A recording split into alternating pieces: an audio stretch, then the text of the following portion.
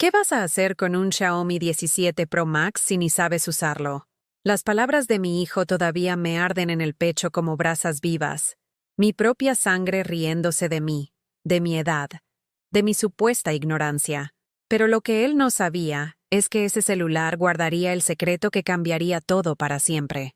Hoy, voy a contarte algo que nunca pensé que contaría. Y si tú, por un segundo, sientes que esto parece familiar, solo te pido que dejes un like y te suscribas. Va a ayudarme a continuar desahogando. Me llamo Carmen Ortega Delgado. Tengo 64 años y vivo en el barrio de Coyoacán, en Ciudad de México. Bueno, vivía, porque después de lo que pasó, ya nada es como era. Durante 42 años fui la esposa perfecta de Roberto, un hombre trabajador que vendía refacciones automotrices en La Merced. Cuando él murió hace 18 meses de un infarto fulminante mientras comía su sopa de tortilla favorita, mi mundo se partió en dos. Pero pensé que al menos me quedaban mis hijos. Qué ingenua fui. Era un martes caluroso de julio. Recuerdo perfectamente el calor sofocante que entraba por las ventanas de mi casa. Esa casa de 2 pisos con azulejos de Talavera que Roberto y yo compramos con tanto sacrificio en 1987. Las paredes color mostaza todavía conservaban las fotografías de cuando mis hijos eran pequeños. Javier con su uniforme de la primaria Benito Juárez, sonriendo sin un diente, y Daniela con su vestido de primera comunión, tan blanca y pura como un ángel. Esas fotos me recordaban tiempos en los que ellos me abrazaban sin pedir nada a cambio, en los que mamá significaba amor y no obligación. Yo estaba en la cocina, ese espacio que había sido mi reino durante décadas. El olor a cilantro fresco y cebolla picada llenaba el aire. Sobre la estufa de gas burbujeaba mi mole poblano, ese que me llevaba 3 días preparar, tostando los chiles, moliendo el chocolate, dorando las tortillas una por una. Mis manos arrugadas y manchadas por las quemaduras de años de cocinar se movían con la precisión de quien ha repetido los mismos gestos miles de veces. El delantal que usaba, desteñido y remendado en las esquinas, había pertenecido a mi madre. Cada mancha de aceite contaba una historia, cada zurcido era una memoria. Escuché el portón abrirse con ese chirrido metálico que Roberto nunca se animó a aceitar. Era Javier, mi hijo mayor de 38 años. Llegó en su camioneta BMW X5 plateada, esa que compraba en un plan de inversión familiar, que nunca incluyó darle un peso a su madre viuda. Detrás de él venía Patricia, su esposa. Ella bajó con sus lentes oscuros Prada y su bolsa de marca que yo jamás podría pronunciar correctamente. Sus tacones repiqueteaban en el empedrado del patio como martillazos en mi tranquilidad. «Mamá», gritó Javier con esa falsa alegría que yo ya había aprendido a reconocer. Era el tono que usaba cuando quería algo, o cuando venía a criticar algo de mi casa, de mi ropa, de mi vida. «Huele delicioso. ¿Es tu mole?» Patricia entró detrás de él, revisando su celular sin siquiera saludarme. Sus uñas postizas color nude brillaban bajo la luz del foco. Cuando por fin levantó la vista, me miró de arriba a abajo con ese desprecio sutil que las nueras a veces perfeccionan con los años. «Ay, Carmen», dijo, «nunca me decías suegra, ni mucho menos mamá. ¿Todavía usas ese delantal? Ya pareces de museo». Me tragué la humillación. Sonreí, porque eso era lo que siempre había hecho. Sonreír, aguantar, servir. Puse la mesa con mis platos buenos, esos de cerámica azul que compramos en Puebla durante nuestro aniversario número 20. Serví el mole sobre pechuga de pollo deshebrada, con arroz rojo al lado y frijoles refritos. Calenté las tortillas a mano en el comal, una por una, hasta que quedaran suavecitas y con ese aroma a maíz que a Roberto le encantaba. Cada detalle era un acto de amor, o al menos eso creía yo. Javier se sentó sin quitarse la gorra. Patricia revisaba su Instagram mientras yo colocaba los cubiertos. Ninguno de los dos me ayudó. Ninguno preguntó cómo estaba. Ninguno notó que mis manos temblaban del cansancio, que mis rodillas dolían de estar de pie desde las 6 de la mañana limpiando la casa para recibirlos. Comimos en un silencio incómodo roto, apenas por los sonidos de Patricia masticando y suspirando como si comer en mi casa fuera un sacrificio. Javier devoró 3 platos. No dijo gracias. No dijo, está delicioso.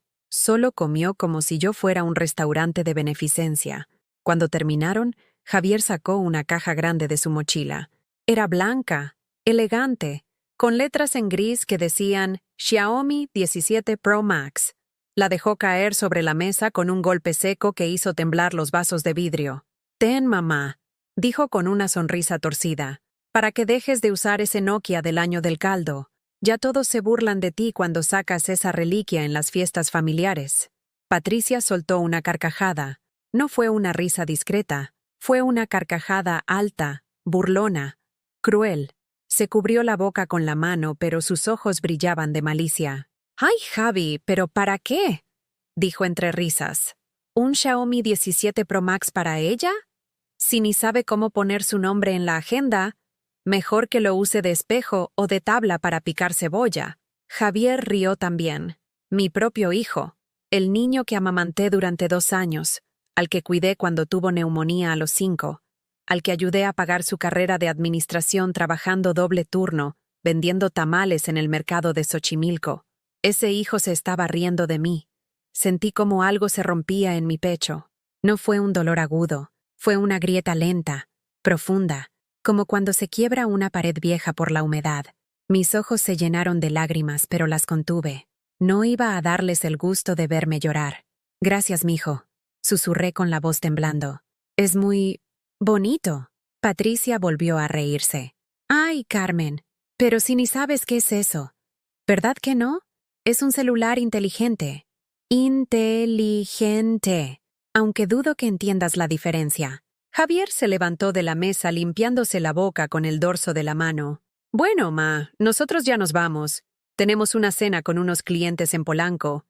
Gracias por el mole. Estuvo bien». Se fueron sin ayudarme a levantar los platos, sin preguntarme si necesitaba algo, sin un beso en la mejilla. Solo el ruido del portón cerrándose y el motor de la camioneta alejándose. Me quedé sola en esa cocina que de repente se sentía enorme y vacía. Los platos sucios se apilaban en el fregadero. El mole sobrante se enfriaba en la olla.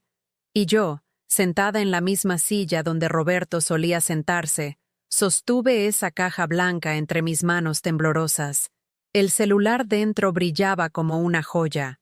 Pantalla enorme, cámaras que parecían ojos de robot, botones que no entendía. Lo encendí. Una luz azul me cegó. Aparecieron letras en inglés, luego en español. «Bienvenida». Pero yo no me sentía bienvenida. Me sentía estúpida, vieja, inútil. Esa noche no pude dormir. Me quedé sentada en la sala, con ese celular en las manos, tratando de entender para qué servían tantos botones. La luz de la pantalla iluminaba mi rostro arrugado, reflejado en el vidrio oscuro de la ventana. Me vi a mí misma, una mujer de 64 años, con el cabello cano recogido en una trenza floja, con los ojos hinchados de llorar en silencio, con las manos callosas de tanto trabajar. Y entonces pensé en Roberto, en cómo él me defendía cuando alguien me menospreciaba, en cómo me abrazaba y me decía: «Tú vales más que todo el oro del mundo, Carmencita». Pero Roberto ya no estaba. Y mis hijos, esos por los que sacrifiqué mi juventud, mi salud, mis sueños, me trataban como basura. Apreté el celular contra mi pecho y lloré. Lloré por todas las veces que me humillaron, por todas las veces que pedí un abrazo y recibí indiferencia, por todas las veces que cociné con amor y recibí burlas. No sabía que ese celular, ese objeto que usaron para humillarme, se convertiría en la llave que abriría la puerta hacia mi libertación. Pero esa noche, en mi cocina silenciosa, rodeada del olor a mole y lágrimas, solo sabía una cosa. Algo dentro de mí había comenzado a cambiar, y no había vuelta atrás. Pasaron 3 semanas desde aquella cena, 3 semanas en las que mi celular sonó exactamente 0 veces con llamadas de mis hijos. Ni Javier ni Daniela se dignaron a preguntar cómo estaba su madre viuda. El Xiaomi 17 Pro Max que me regalaron con tanta burla se quedó sobre mi buró, acumulando polvo junto a la fotografía de Roberto y yo en Acapulco, cuando todavía creíamos que el amor familiar era eterno. Cada mañana me despertaba a las 6, como siempre, Preparaba mi café de olla en la estufa, con su canela y piloncillo, sentada en la misma mesa donde había alimentado a mis hijos durante décadas. Las paredes de mi cocina estaban llenas de recuerdos que ahora dolían. El dibujo que Daniela hizo cuando tenía 7 años donde aparecíamos las dos tomadas de la mano bajo un sol amarillo. El diploma de Javier cuando se graduó de la secundaria, que yo enmarqué con tanto orgullo. Las marcas de altura en el marco de la puerta donde medía a mis nietos cada año, aunque ya llevaba 2 que no venían a visitarme. Intenté llamarlos. Claro que lo intenté. Marqué el número de Javier usando mi viejo Nokia, ese que según él era del año del caldo. Sonó 6 veces. Nadie contestó. Volví a marcar. Nada. Le escribí un mensaje. «Mijo, ¿cómo estás? Te hice tu postre favorito, esas gelatinas de mosaico que tanto te gustan. ¿Quieres pasar por ellas?» La respuesta llegó 5 horas después. «Ando ocupado, ma». 3 palabras. Eso era lo que valía para mi hijo mayor. 3 palabras sin signos de puntuación, sin un «gracias», sin un «luego te veo». Las gelatinas se quedaron en el refrigerador hasta que se echaron a perder, y tuve que tirarlas, llorando frente al bote de basura como una tonta. Con Daniela fue peor.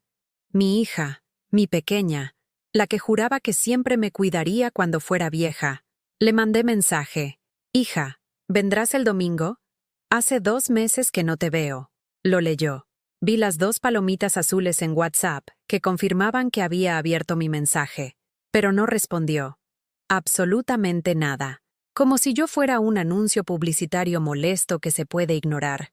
El domingo llegó y pasó. Preparé pozole rojo pensando que tal vez, solo tal vez, aparecerían sin avisar como antes lo hacían. Puse la mesa para 4 personas.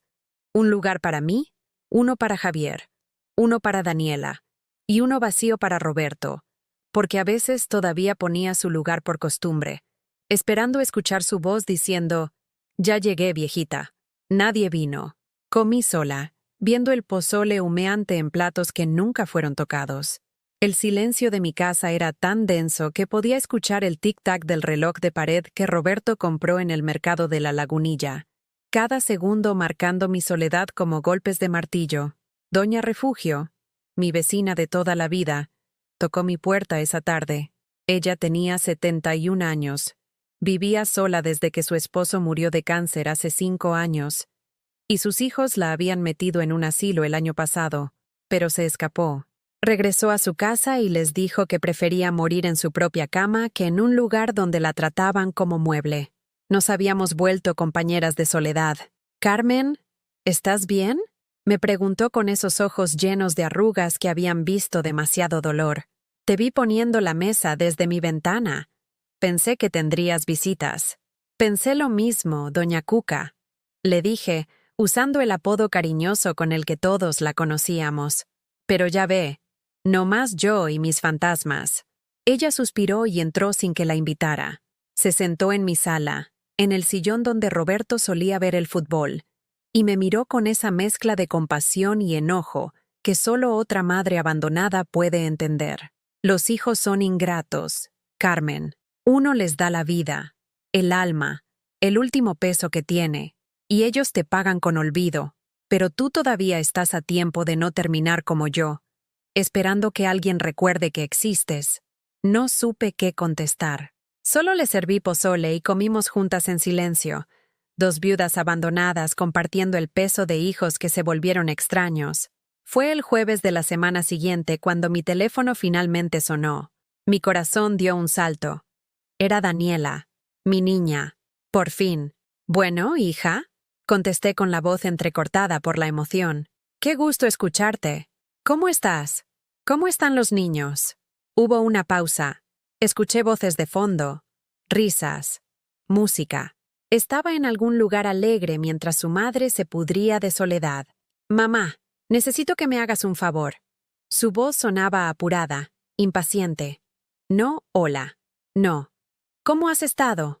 No, perdón por no llamarte. Solo una petición disfrazada de saludo». «Claro, mi amor. Lo que necesites», respondí automáticamente, porque eso era lo que yo hacía. Dar, dar y dar. «Necesito que me cuides a los niños este fin de semana». Toño y yo vamos a Puerto Vallarta. Un viaje romántico que tenemos pendiente desde hace meses. Ya sabes cómo es esto del matrimonio. Hay que mantener viva la llama. Mi estómago se retorció. No era una invitación. No era una pregunta. Era una orden disfrazada de favor. Y yo, como siempre, estaba ahí para servir. Daniela, bueno, este fin de semana pensaba ir al doctor. Me duelen mucho las rodillas y... ¡Ay, mamá! No empieces. Son solo 2 días. Los niños ya te extrañan. Además, tú no haces nada importante los fines de semana. Oh, sí. Esas palabras me atravesaron como cuchillos. No hago nada importante. Mi vida, mi dolor, mis necesidades. Nada de eso era importante para mi propia hija. Está bien, susurré. Perfecto. Te los llevo el viernes a las 6 de la tarde. Ya sabes lo que les gusta comer. Ah, y Sebastián está tomando unas pastillas para la alergia. Te dejo la receta. Nos vemos, ma. Te quiero. Colgó antes de que pudiera responder. Te quiero. Sonó tan vacío como las promesas de un político en campaña. El viernes llegó con cielo gris y amenaza de lluvia.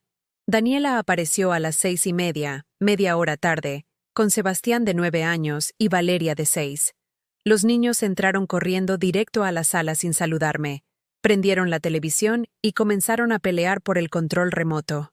Daniela dejó 2 mochilas en el piso de la entrada. Ahí está su ropa. Ya saben dónde está todo, mamá. Regresamos el domingo en la noche. No los llenes de dulces, ¿eh? Sebastián está gordito. Sebastián, que escuchó el comentario, bajó la cabeza avergonzado. Yo lo miré y vi en sus ojos esa misma tristeza que yo cargaba, la de no ser suficiente para la gente que se supone te debe amar. Daniela, ¿no te vas a despedir de ellos?, le pregunté. Ella ya estaba revisando su celular, su maleta de viaje en la mano, las llaves de su carro tintineando. Ay, sí. Adiós, niños. Pórtense bien con la abuela. Ya saben que ella no tiene mucha paciencia. Eso no era cierto. Nunca lo había sido. Pero era más fácil pintarme como la abuela amargada que admitir que ella era una madre ausente. Se fue. El portón se cerró. Y yo me quedé sola con 2 niños que me veían como si fuera una empleada doméstica. Esa noche, mientras Sebastián y Valeria dormían en el cuarto de visitas, yo me senté en mi cama con ese maldito celular en las manos. Lo encendí. La pantalla brilló. Y por primera vez en semanas decidí explorarlo. Toqué iconos sin saber qué hacían. Entré a aplicaciones que no entendía. Y entonces, por accidente, apreté una carpeta escondida en la galería. Se llamaba ROD, las iniciales de Roberto Ortega Delgado. Mi corazón comenzó a latir tan fuerte que pensé que me daría un infarto ahí mismo. Dentro había un solo archivo. Un video. La miniatura mostraba el rostro de Roberto, sentado en su taller, con esa sonrisa triste que usaba cuando sabía que algo malo venía. Temblando, apreté play. La voz de mi esposo muerto llenó la habitación oscura. Carmencita, si estás viendo esto, es porque ya no estoy contigo. Las lágrimas comenzaron a caer antes de que pudiera detenerlas. Ver a Roberto ahí, en la pantalla de ese celular que mis hijos me regalaron para burlarse de mí, era como si un fantasma hubiera atravesado el tiempo para abrazarme una última vez. Llevaba puesta su camisa de mezclilla azul, esa que yo le planchaba cada domingo. Tenía ojeras profundas, como si no hubiera dormido en días. La grabación parecía hecha en su taller de refacciones, rodeado de cajas de repuestos y el olor a aceite que siempre traía impregnado en la ropa. Mi amor, continuó, con la voz quebrada, perdóname por no haberte contado esto en vida. Perdóname por guardarte secretos, pero es que yo te conocía, Carmencita. Sabía que si te lo decía, ibas a querer compartirlo con los niños. Y yo ya había visto cómo te trataban. Me llevé la mano a la boca para ahogar un sollozo. Roberto se frotó los ojos en el video. Estaba llorando también. Hace 3 años, cuando tu papá murió, me dejó ese terrenito en Guadalajara. ¿Te acuerdas? Tú me dijiste que lo guardáramos para los niños, para que tuvieran algo cuando nosotros ya no estuviéramos. Pero yo vi cómo Javier te pedía dinero cada mes para sus inversiones que nunca te regresaba. Vi cómo Daniela te dejaba a los niños cada fin de semana sin siquiera preguntarte si estabas cansada. Vi cómo te trataban como sirvienta en tu propia casa. Pausó. Respiró hondo. En la grabación se escuchaba el ruido de los carros pasando afuera del taller. Entonces vendí el terreno, Carmencita. Lo vendí por 2.800.000 pesos. No les dije nada a ellos. Abrí una cuenta bancaria en Scotiabank a tu nombre. Todo está registrado con tu CURP, con tu INE. La contraseña para acceder está en tu libro de cocina favorito, ese de Doña Lupita Hernández que tanto usas. Está en la página 247, la del mole de olla. Ahí anoté los números con lápiz, despacito, para que nadie más los viera. Mi respiración se detuvo. El libro de cocina de Doña Lupita. Lo había heredado de mi madre. Sus páginas amarillentas y manchadas de salsa y aceite contaban la historia de 1000 comidas familiares. Estaba en mi cocina, en el estante sobre el refrigerador, junto a los santos de yeso que mi abuela me regaló. Roberto tosió en el video. Se veía enfermo. Tal vez ya sabía que su corazón no aguantaría mucho más. Ese dinero es solo tuyo, vieja. No de Javier. No de Daniela. Tuyo. Para que vivas tranquila. Para que no tengas que pedirle nada a nadie. Para que si algún día ellos te faltan al respeto, tú puedas irte con la frente en alto. Yo sé que los amas. Yo también los amo. Son mis hijos. Pero el amor no significa dejarse humillar, Carmencita. Y yo ya no voy a estar para defenderte. Se limpió las lágrimas con el dorso de la mano. Hay algo más. En la cuenta también está registrado un seguro de vida que contraté hace 10 años. Nunca te lo dije porque no quería asustarte. Pero si yo llegara a faltar, eso te daría otros 700.000 pesos más. Todo está en el banco. Solo tienes que ir con tu identificación y la contraseña. No le digas a nadie, mi amor. A nadie. Ni siquiera a Doña Cuca. Protégete primero. Y cuando estés lista, decides tú qué hacer. El video terminó con Roberto soplándome un beso hacia la cámara. Ese mismo gesto que hacía cada mañana cuando se iba a trabajar. La pantalla se volvió negra. Yo me quedé petrificada, con el celular temblando en mis manos como si tuviera vida propia. 2.800.000 pesos, más 700.000 del seguro, 3.500.000 pesos que Roberto me había dejado en secreto. Una fortuna escondida en números y contraseñas mientras yo comía frijoles con tortillas duras para ahorrar, mientras pedía prestado para pagar el predial, mientras mis hijos me trataban como limosnera en mi propia vida. Me levanté de la cama con las piernas temblorosas. Caminé hacia la cocina en la oscuridad, guiándome por la luz de la luna que entraba por las ventanas. Subí al banquito de madera para alcanzar el estante donde guardaba mis libros de cocina. Ahí estaba. Cocina tradicional mexicana, de Doña Lupita Hernández, con su portada verde desgastada y su lomo roto de tanto uso. Lo abrí con cuidado, como si fuera un objeto sagrado. Pasé las páginas. Pozole, página 45. Chiles en nogada, página 89. Tamales oaxaqueños, página 156. Cada receta tenía manchas, notas al margen con mi letra, correcciones que había hecho a lo largo de los años. Llegué a la página 247. Mole de olla. Y ahí, con letra minúscula de Roberto, escritos con lápiz del número 2, estaban los números. Carm 6408-1986 Rod. Mi nombre, mi año de nacimiento, las iniciales de mi esposo, la contraseña que abría la puerta hacia mi libertad. Pero antes de que pudiera procesar lo que esto significaba, escuché pasos en el pasillo. Era Sebastián. Tenía los ojos hinchados de llorar. Abuela, no puedo dormir. Susurró. Extraño a mi mamá. Guardé el libro rápidamente, bajé del banquito y abracé a mi nieto.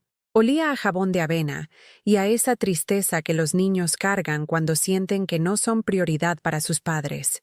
Ya, mi amor. Ven, te preparo un tecito de tila para que duermas. Lo senté en la mesa mientras ponía agua a hervir. Sebastián miraba la cocina con esos ojos enormes color café que había heredado de su abuelo. Abuela, ¿por qué mi mamá siempre está enojada contigo?, preguntó de repente. La pregunta me golpeó el pecho como un puñetazo.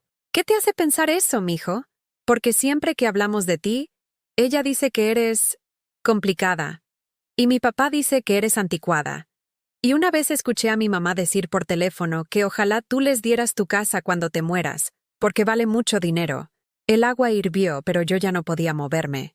Mi propia hija, hablando de mi muerte como si fuera una inversión inmobiliaria, esperando que yo muriera para heredar esta casa que Roberto y yo compramos, vendiendo hasta los anillos de compromiso para juntar el enganche. Tu mamá te quiere mucho, Sebastián. Mentí, porque los niños no merecen cargar con verdades tan crueles. Solo que a veces los adultos se olvidan de lo importante. ¿Y qué es lo importante, abuela? Que la gente que te quiere de verdad no te trata como si fueras un estorbo. Sebastián se quedó callado, procesando mis palabras con esa inteligencia pura que tienen los niños antes de que el mundo los corrompa. Le preparé su té. Lo acompañé de regreso a la cama. Lo arropé con la cobija de cuadritos que yo misma había tejido cuando Daniela estaba embarazada de él, pensando que mi nieto crecería rodeado de amor y no de padres ausentes. Le canté la misma canción de cuna que le cantaba a su mamá. Duérmete, mi niño, duérmete, mi sol, duérmete, pedazo de mi corazón. Cuando por fin se quedó dormido, regresé a mi cuarto. El celular seguía ahí, en mi cama, con la pantalla apagada. Lo tomé y lo guardé debajo de mi almohada, junto con el libro de cocina. Nadie podía saber lo que acababa de descubrir. Nadie. Pero el sueño no llegó esa noche. Me quedé mirando el techo, viendo las sombras que la luz de la calle dibujaba en la pared. Y por primera vez en 18 meses, desde que Roberto murió, sentí algo que no era dolor ni resignación. Sentí rabia. Rabia contra Javier por burlarse de mí mientras yo cocinaba para él. Rabia contra Daniela por usar mi soledad como guardería gratuita. Rabia contra Patricia por tratarme como una vieja estúpida. Rabia contra todos los que habían convertido mi amor incondicional en una debilidad que podían explotar sin consecuencias. Roberto me había dado una salida, una oportunidad de elegir mi dignidad sobre mi necesidad de ser amada, pero yo todavía no sabía si tenía el valor de tomarla. Afuera comenzó a llover. Las gotas golpeaban el techo de lámina con ese sonido que siempre me relajaba. Pero esa noche, cada gota sonaba como una pregunta sin respuesta. ¿Cuánto vale el amor de una madre? ¿Y qué pasa cuando ese amor ya no es correspondido? ¿En qué momento dejas de ser una madre devota y te conviertes en una tonta con corazón de alcancía? El amanecer me encontró despierta, con los ojos rojos y una decisión tomando forma en mi pecho como una tormenta que todavía no sabía si tenía el valor de desatar. El sábado amaneció con un sol amarillo que se colaba por las cortinas de mi cuarto. Esas cortinas de flores que yo misma había cosido hace 15 años cuando todavía creía que mi casa se llenaría de risas y visitas constantes de mis hijos. Me levanté con el cuerpo adolorido, como si hubiera cargado bultos de cemento toda la noche. Las rodillas me crujieron al pararme de la cama. Tenía 64 años, pero me sentía de 90. Sebastián y Valeria ya estaban despiertos. Los encontré en la sala viendo caricaturas en la televisión, con el volumen tan alto que hacía vibrar los vidrios de las ventanas. El piso estaba lleno de migas de galletas y juguetes que habían sacado de la caja donde yo guardaba los que compraba para cuando vinieran. Valeria tenía puesta una de mis mascadas viejas como si fuera una capa de superhéroe, y Sebastián había desarmado mi costurero buscando quién sabe qué. «Buenos días, abuela», dijeron al unísono, sin despegar los ojos de la pantalla.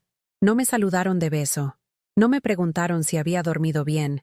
Solo siguieron pegados a esa televisión como si yo fuera parte del mobiliario. Así los estaban educando. Así aprendían que las abuelas no merecen respeto, solo servicio. Les preparé hotcakes con miel, huevos revueltos con jamón, jugo de naranja recién exprimido. Tardé 1 hora en la cocina mientras ellos gritaban y se peleaban por el control remoto. Cuando puse los platos en la mesa, Valeria arrugó la nariz. «No me gustan así los hotcakes, abuela. Mi mamá me los hace con chispas de chocolate. Y yo quiero cereal, no huevo», agregó Sebastián con ese tonito de niño malcriado que me recordaba terriblemente a su madre cuando tenía su edad. Respiré hondo. Conté hasta 10. Sonreí. «Esto es lo que hay, mis amores. Si no quieren, puedo guardarlos para después». Valeria empujó su plato con disgusto.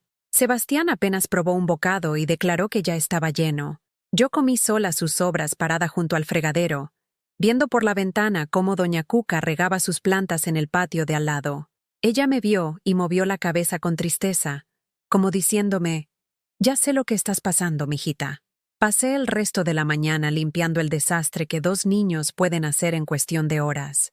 Valeria derramó jugo en el sofá. Sebastián rompió un florero que mi madre me regaló cuando me casé, jugando a la pelota dentro de la casa. Cuando lo regañé, me miró con esos ojos llenos de lágrimas falsas. Le voy a decir a mi mamá que me gritaste. Y ahí estaba, la amenaza. Ni siquiera tenía 10 años y ya sabía que podía manipularme usando el miedo a quedar peor con su madre. Así me tenían, atrapada entre el amor que sentía por ellos y el terror a perder lo poco que quedaba de mi familia. Por la tarde, el timbre sonó. Era Javier. Llegó sin avisar, como siempre, con Patricia pegada a su celular y una sonrisa falsa en el rostro. «¿Qué tal, ma?» Veníamos por estos rumbos y dijimos, «Vamos a saludar a mi mamá», anunció, entrando sin que lo invitara. Patricia ni siquiera levantó la vista de su teléfono. Traía uñas nuevas, color rosa pastel con brillantitos. Probablemente costaron más que mi despensa del mes. «Les preparo café», ofrecí automáticamente. Porque eso era lo que yo hacía. Servir. No, para nada», dijo Javier, pero ya se había sentado en el sillón donde Roberto solía sentarse. «Bueno, si ya lo vas a hacer, que sea un americano para mí. Y Patricia toma capuchino. ¿Verdad, mi amor?» Patricia asintió sin hablar, sin mirarme, sin dignarse a pedir por favor.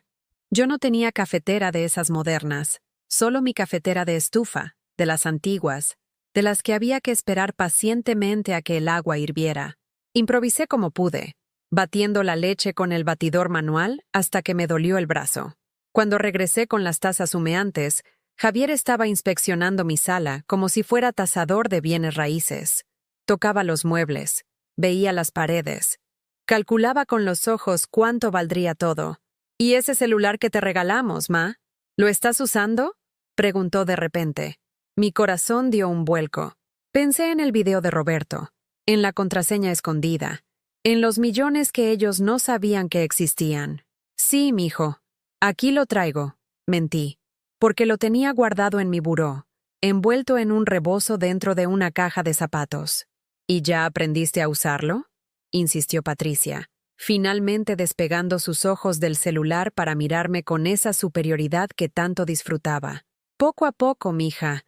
Es complicado para mí». «Ay, suegrita», dijo con una risita. «Déjame ayudarte. Estas cosas son sencillas. Hasta un niño de 5 años puede usarlas. Solo tienes que ser un poquito menos anticuada». Javier rió. Mis nietos, que estaban escuchando todo desde la sala, también rieron. Y yo, una vez más, me tragué la humillación como si fuera medicina amarga. «De hecho, ma, vine porque necesito pedirte un favor», continuó Javier, y ahí estaba, la verdadera razón de su visita. «Ya sabes que estamos invirtiendo en un negocio nuevo, una franquicia de cafeterías muy exclusivas. Necesitamos juntar 200,000 pesos más para cerrar el trato». Y pensé, bueno, esta casa vale mucho. Podrías sacar un préstamo hipotecario. Solo serían como 3,000 pesos al mes. Yo te los pagaría, obviamente. Me quedé muda. Querían que hipotecara la casa que Roberto y yo pagamos con 40 años de trabajo. La casa donde crié a mis hijos, donde enterré a mi esposo en cada rincón con recuerdos y lágrimas. Querían convertirla en garantía para sus inversiones, que nunca prosperaban. «Mijo, yo no sé si sea buena idea», dije con voz temblorosa. «¿Por qué no, mamá?» Su tono cambió, se volvió más duro. «Esta casa es muy grande para ti sola. Además, tarde o temprano va a ser nuestra, ¿no? Así que técnicamente sería como invertir en nuestro propio patrimonio. Tarde o temprano va a ser nuestra. Como si yo ya estuviera muerta. Como si mi vida solo fuera una cuenta regresiva hasta que ellos pudieran repartirse mis cosas.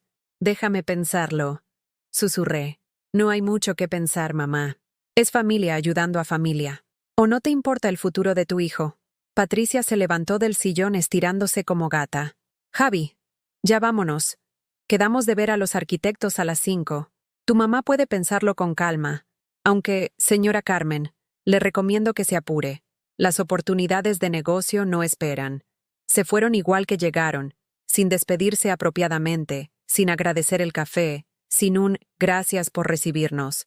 El portón se cerró, y yo me quedé parada en medio de mi sala, con las tazas sucias en las manos, sintiendo cómo las paredes de mi propia casa me aplastaban. Sebastián me jaló de la blusa. Abuela, ¿es cierto que esta casa va a ser de mi papá cuando tú te mueras? Esa pregunta me rompió algo adentro, algo que ya estaba agrietado pero que finalmente se hizo pedazos. Ven acá, mijo, le dije, sentándome en el sillón y atrayéndolo hacia mí. ¿Tú me quieres? Sebastián asintió, pero sus ojos no me miraban con cariño. Me miraban con esa indiferencia que había aprendido de sus padres. ¿Y me extrañas cuando no me ves? Se encogió de hombros. A veces, pero estoy ocupado con mis juegos y mis amigos. ¿Y si un día yo no estuviera, te daría tristeza? Sebastián lo pensó un momento, mordiéndose el labio inferior. Creo que sí. Pero mi mamá dice que los viejitos se tienen que morir para que los jóvenes puedan vivir mejor. Es el ciclo de la vida.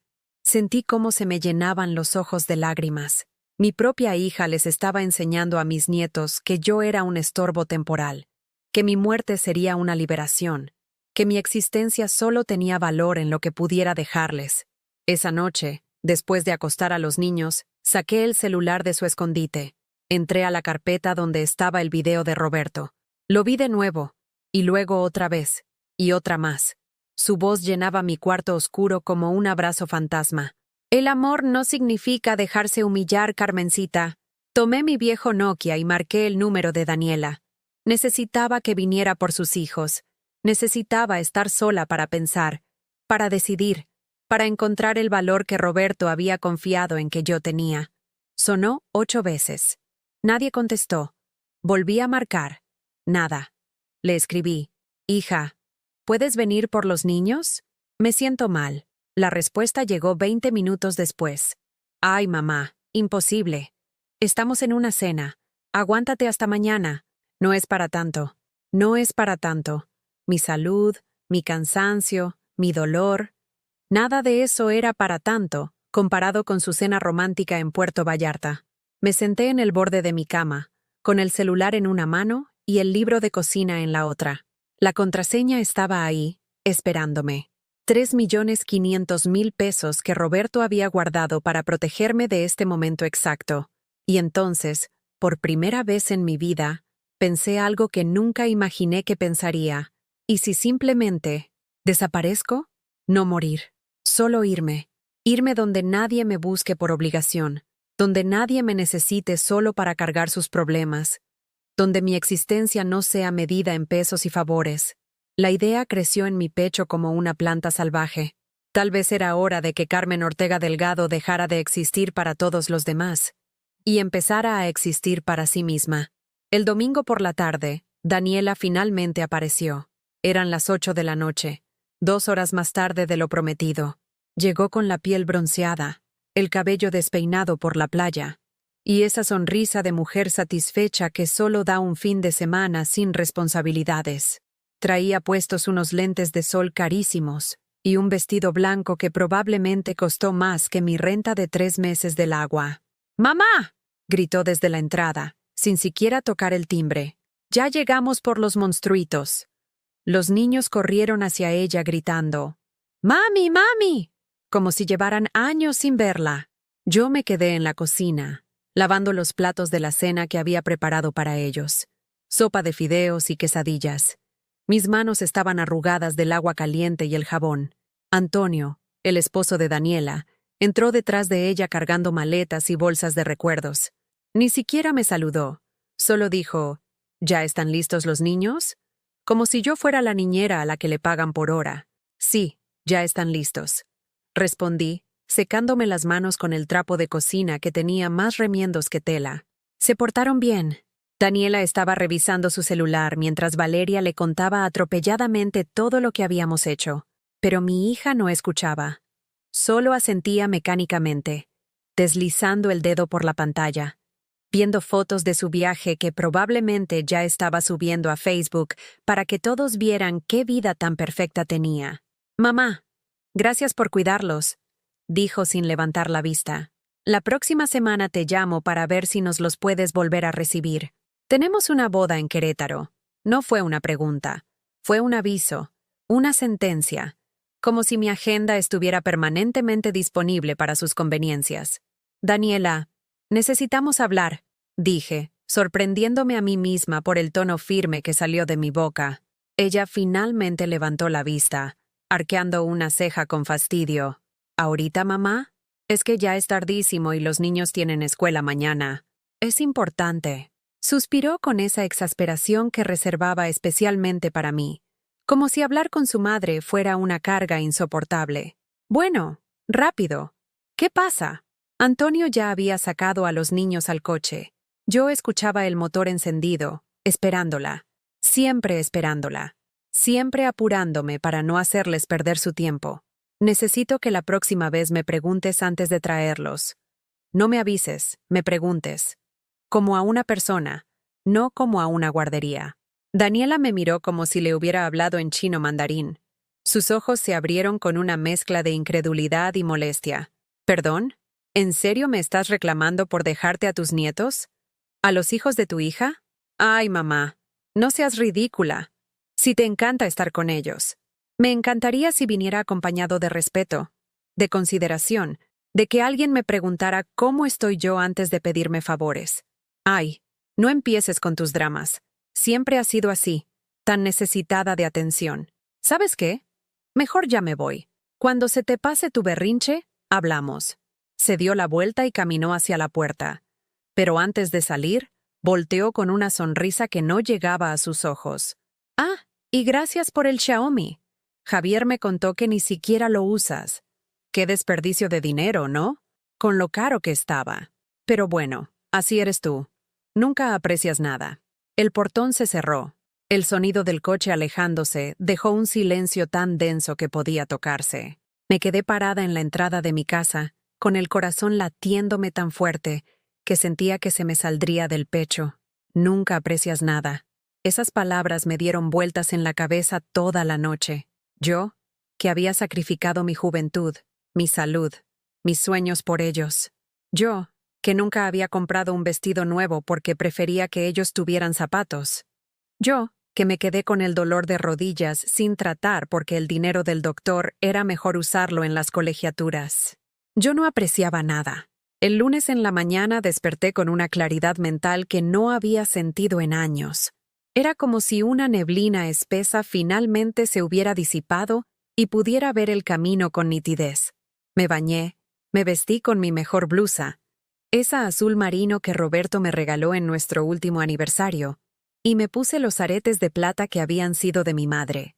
Tomé el celular, el libro de cocina con la contraseña, mi identificación oficial y mi acta de nacimiento que guardaba en una caja de lata junto con todos los documentos importantes. Los metí en mi bolsa de mano, esa de piel sintética que ya tenía las asas desgastadas. Doña Cuca me vio salir. ¿A dónde vas tan arreglada, Carmen?, preguntó desde su ventana.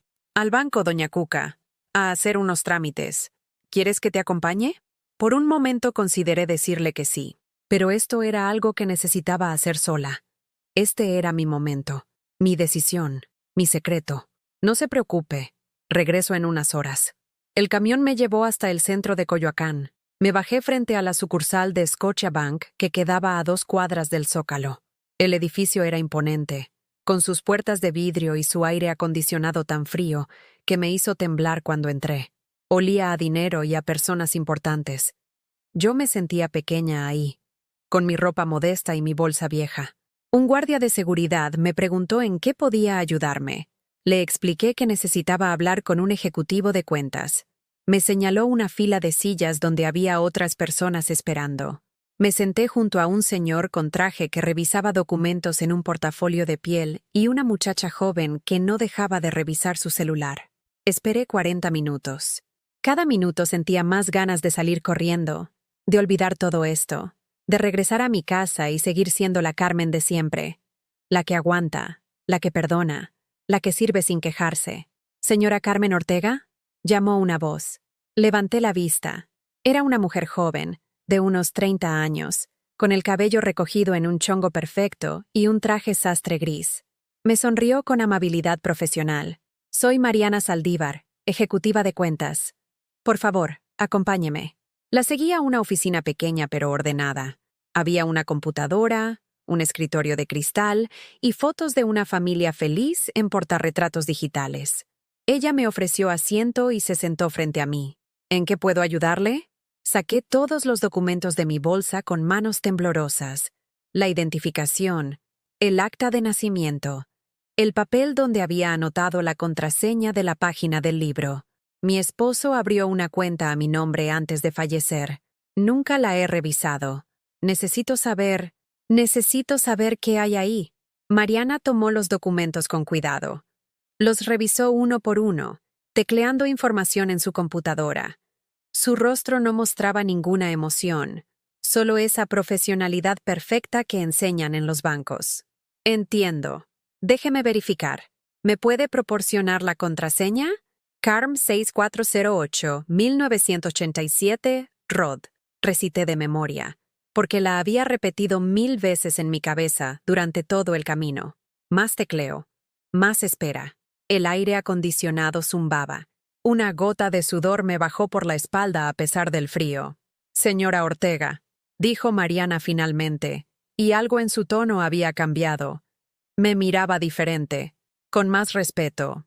Efectivamente, usted tiene una cuenta de inversión a su nombre que fue abierta hace 3 años. El saldo actual, con los intereses generados, es de 3.942.000 pesos con 53 centavos. El mundo dejó de moverse. Mi respiración se detuvo. Los números flotaban en el aire entre nosotras como luciérnagas imposibles. Casi 4 millones de pesos. Roberto no solo me había dejado lo de la venta del terreno y el seguro. Lo había invertido.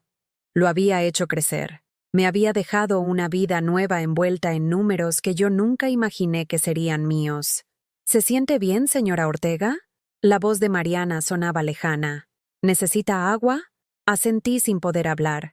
Ella se levantó y me trajo un vasito de plástico con agua fría. Bebí despacio, tratando de procesar lo que acababa de escuchar. «Hay algo más», continuó Mariana, regresando a su silla.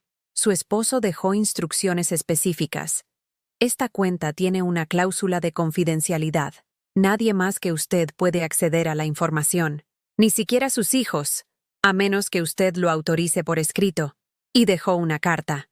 ¿Desea que se la imprima? Sí, por favor. Mariana tecleó algo y la impresora comenzó a escupir una hoja.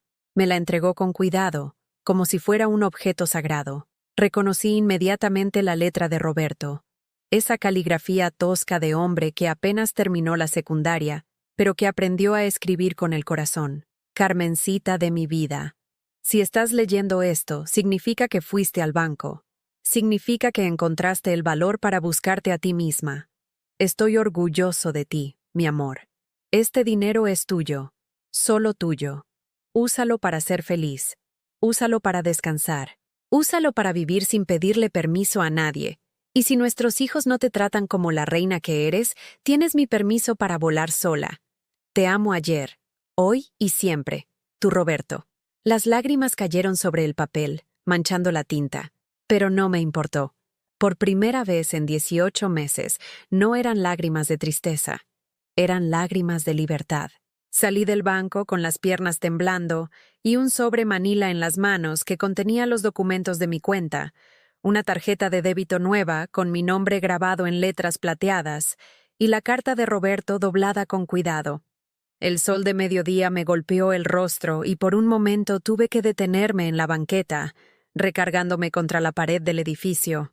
La gente pasaba a mi lado apurada, con sus vidas y sus problemas, sin saber que la mujer mayor que veían ahí parada acababa de descubrir que tenía casi 4 millones de pesos y ninguna idea de qué hacer con ellos.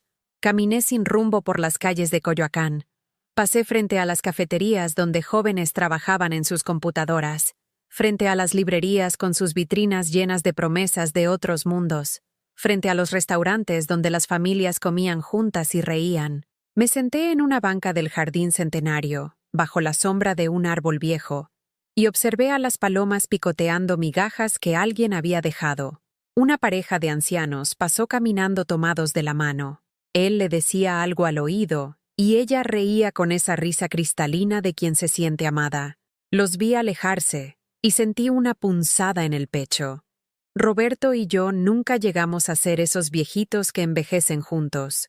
La vida nos robó ese final. Saqué mi celular viejo, el Nokia que según mis hijos era del año del caldo, y vi que tenía 3 llamadas perdidas de Javier y 2 mensajes de WhatsApp de Daniela. Los abrí con el corazón acelerado, pensando que tal vez, solo tal vez, se habían acordado de preguntarme cómo estaba.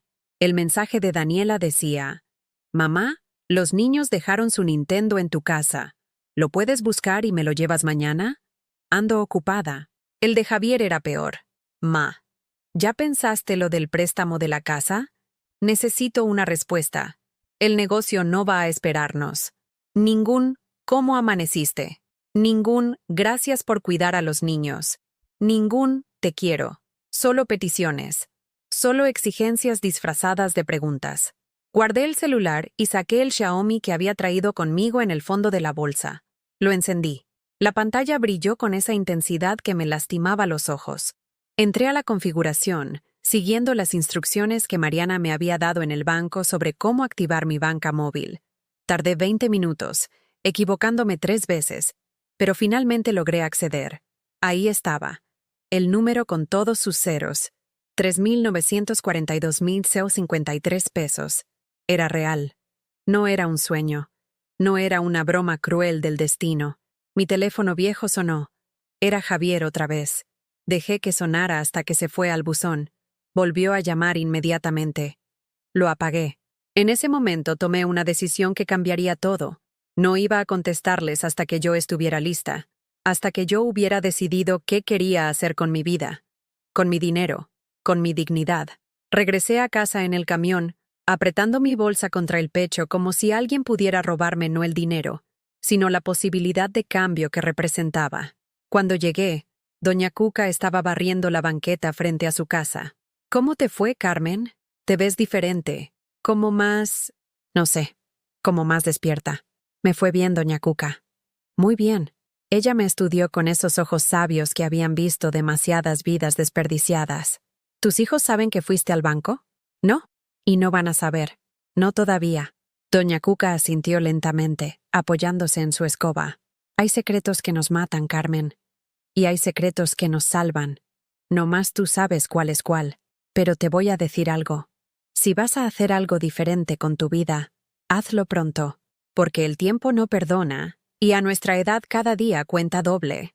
Entré a mi casa y por primera vez en meses, la vi con ojos nuevos. Las paredes con pintura descascarada que Roberto prometió arreglar pero nunca tuvo tiempo.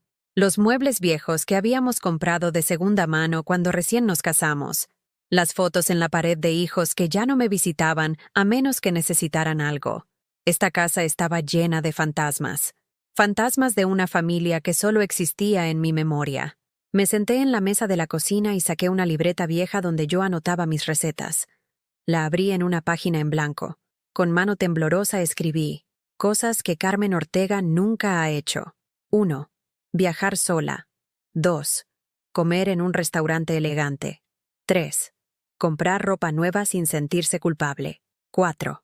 Decir que no sin dar explicaciones. 5. Vivir sin miedo a molestar a alguien. Miré la lista. 64 años y nunca había hecho ninguna de esas cosas. Había vivido toda mi vida para otros. Para Roberto, para mis hijos, para mis nietos. ¿Y quién había vivido para Carmen? El teléfono de la casa sonó. Era el fijo que ya casi nadie usaba. Dejé que sonara. Sonó 10 veces y se detuvo. Volvió a sonar inmediatamente. Lo desconecté de la pared. Esa noche cociné solo para mí. Preparé una pechuga a la plancha con verduras, algo sencillo. Puse la mesa con mi plato bueno, el de la cerámica azul. Me serví en copa de vidrio el agua de Jamaica que había preparado en la mañana.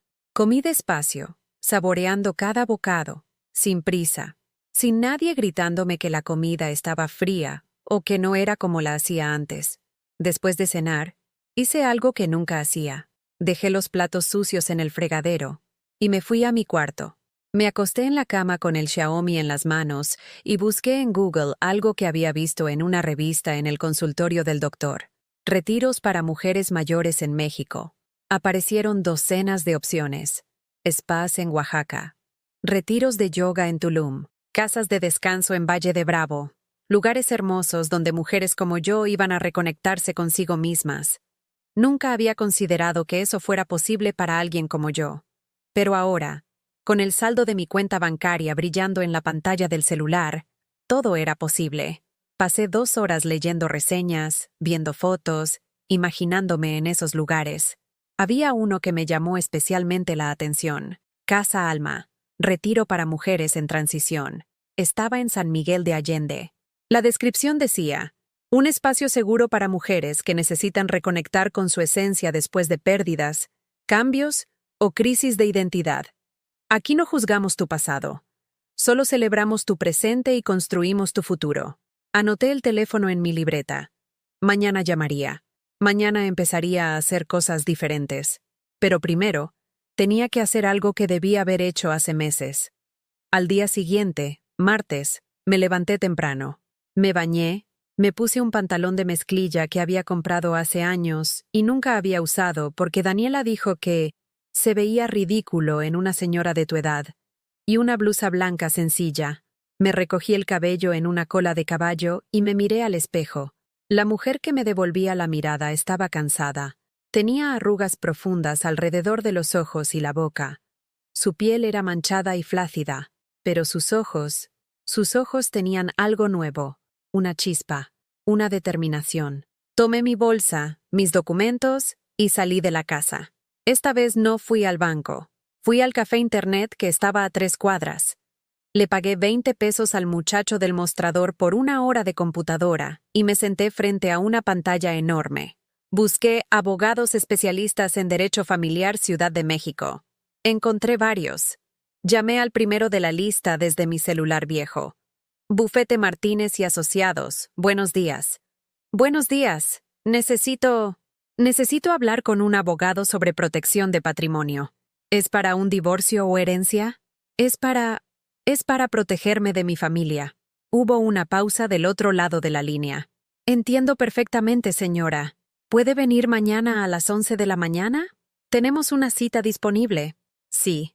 Ahí estaré. Colgué con las manos sudando. Había dado el primer paso.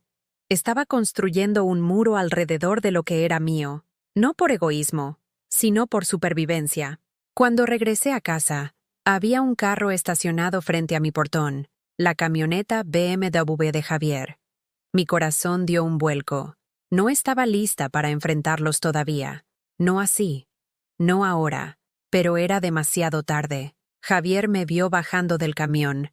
Salió de su camioneta con el rostro desencajado. No venía solo. Patricia estaba con él, y detrás de ellos, Daniela acababa de llegar en su coche. Los tres me esperaban frente a mi casa como buitres esperando a que la presa finalmente cayera. ¿Dónde estabas, mamá?, preguntó Javier con un tono que pretendía ser preocupado, pero que sonaba acusatorio. Hemos estado llamándote todo el día de ayer y hoy.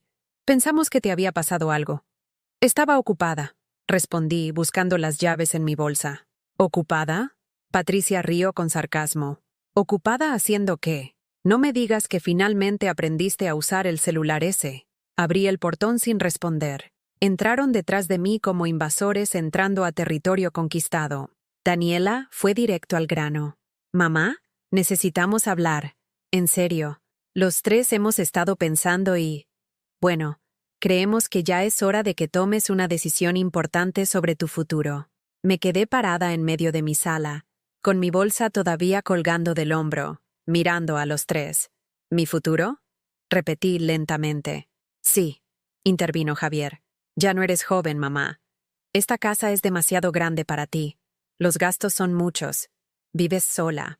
Y francamente, nos preocupa que algo te pase y nadie se entere hasta días después. Ahí estaba. La preocupación falsa. El teatro de los hijos dedicados. ¿Y qué proponen?, pregunté, aunque ya sabía la respuesta. Patricia sacó unos folletos de su bolsa. Eran de asilos. De residencias para adultos mayores. Los dejó sobre mi mesa de centro como si fueran opciones de hotel para vacaciones. Hay lugares hermosos, Carmen. Con jardines, actividades, enfermeras las 24 horas. Y mientras tú estás ahí, cómoda y cuidada, nosotros podríamos encargarnos de vender esta casa, invertir el dinero y asegurarnos de que tengas para pagar la residencia durante años. El plan estaba claro: meterme en un asilo, vender mi casa, quedarse con el dinero. Y yo, la tonta de Carmen, se suponía que debía agradecer que me resolvieran la vida. Pero la Carmen que estaba parada ahí ya no era la misma que hace una semana. Esta Carmen tenía casi 4 millones de pesos en el banco y un abogado esperando la mañana a las 11. Tomé los folletos de la mesa con manos que ya no temblaban. Los hojeé lentamente, viendo las fotos de ancianos sonrientes en jardines perfectamente cuidados, jugando cartas, haciendo manualidades bajo la supervisión de enfermeras con uniformes impecables. Todo se veía tan limpio, tan organizado, tan muerto. Se ven muy bonitos, dije con una calma que me sorprendió incluso a mí misma. ¿Ustedes ya fueron a visitarlos? Los tres se miraron entre sí. Daniela fue la primera en hablar. Bueno, no físicamente, pero investigamos en Internet y tienen excelentes reseñas. El que más nos gustó es Jardines del Atardecer. Está en Tlalpan, no muy lejos de aquí. ¿Cuánto cuesta al mes? Pregunté, aunque en realidad no me importaba la respuesta. Javier carraspeó incómodo. Son como 18,000 pesos mensuales. Pero si vendes la casa, con ese dinero invertido podrías pagar la residencia por muchos años. Y lo que sobré sería para nosotros, obviamente, como herencia anticipada, por decirlo así. Herencia anticipada. ¿Qué manera tan elegante de decir: queremos tu dinero antes de que te mueras? ¿Y si yo no quiero vender la casa? Pregunté, dejando los folletos de regreso sobre la mesa. El silencio que siguió fue denso, incómodo. Patricia fue la primera en romperlo, con esa voz dulzona que usaba cuando estaba a punto de decir algo cruel. Ay, Carmen, pero es que tú sola ya no puedes con todo esto. Mírate, tienes 64 años, las rodillas te duelen, te cansas rápido. ¿Qué pasa si te caes y nadie se da cuenta? ¿Si te da un infarto como a don Roberto y quedas tirada aquí sola durante días? Doña Cuca está al lado, respondí. Nos cuidamos mutuamente. Daniela puso los ojos en blanco. Doña Cuca tiene como 1000 años, mamá. No es exactamente la mejor persona para cuidarte. Además, esto no es negociable. Ya tomamos la decisión. Es por tu bien. Algo dentro de mí hizo un clic. Un interruptor que había estado apagado durante 64 años, finalmente se encendió. ¿No? Dije. ¿Cómo que no? Javier frunció el ceño. No, no voy a ir a ningún asilo. No voy a vender mi casa. Y no, esto sí es negociable porque es mi vida, mi casa y mi decisión. Los tres me miraron como si acabara de hablar en un idioma extraterrestre. Patricia dejó escapar una risa nerviosa. ¿Estás bien, suegrita? Te escuchas muy alterada. Estoy perfectamente bien. De hecho, estoy mejor de lo que he estado en años. Javier se acercó a mí con esa actitud paternalista que tanto detestaba. Mamá, entiendo que esto es difícil de aceptar. Nadie quiere admitir que ya no puede cuidarse solo. Pero nosotros lo hacemos por amor, porque te queremos y nos preocupamos por ti. Si me quisieran, dije, sintiendo cómo la rabia que había guardado durante meses finalmente encontraba su voz, me habrían llamado para preguntarme cómo estaba, no para pedirme favores. Si se preocuparan por mí, habrían venido a visitarme aunque fuera una vez sin necesitar algo a cambio. Ay, mamá, no empieces con tu victimización. Daniela cruzó los brazos. Siempre haces lo mismo. Te inventas dramas donde no los hay. ¿Me los invento? Mi voz subió de volumen. Daniela, la última vez que me hablaste fue para dejarme a tus hijos sin preguntarme siquiera si podía. Javier, tú vienes a mi casa solo cuando quieres dinero o favores. Y Patricia, tú me tratas como si fuera la sirvienta. Patricia jadeó ofendida. Yo jamás he sido grosera contigo. No necesitas gritar para ser grosera. Tus miradas, tus risitas, tus comentarios sobre mi ropa, mi edad, mi ignorancia, todo eso es grosería, solo que envuelta en sonrisas falsas. Javier levantó las manos como si intentara calmar a un animal salvaje. Ok. Veo que estás muy sensible ahorita.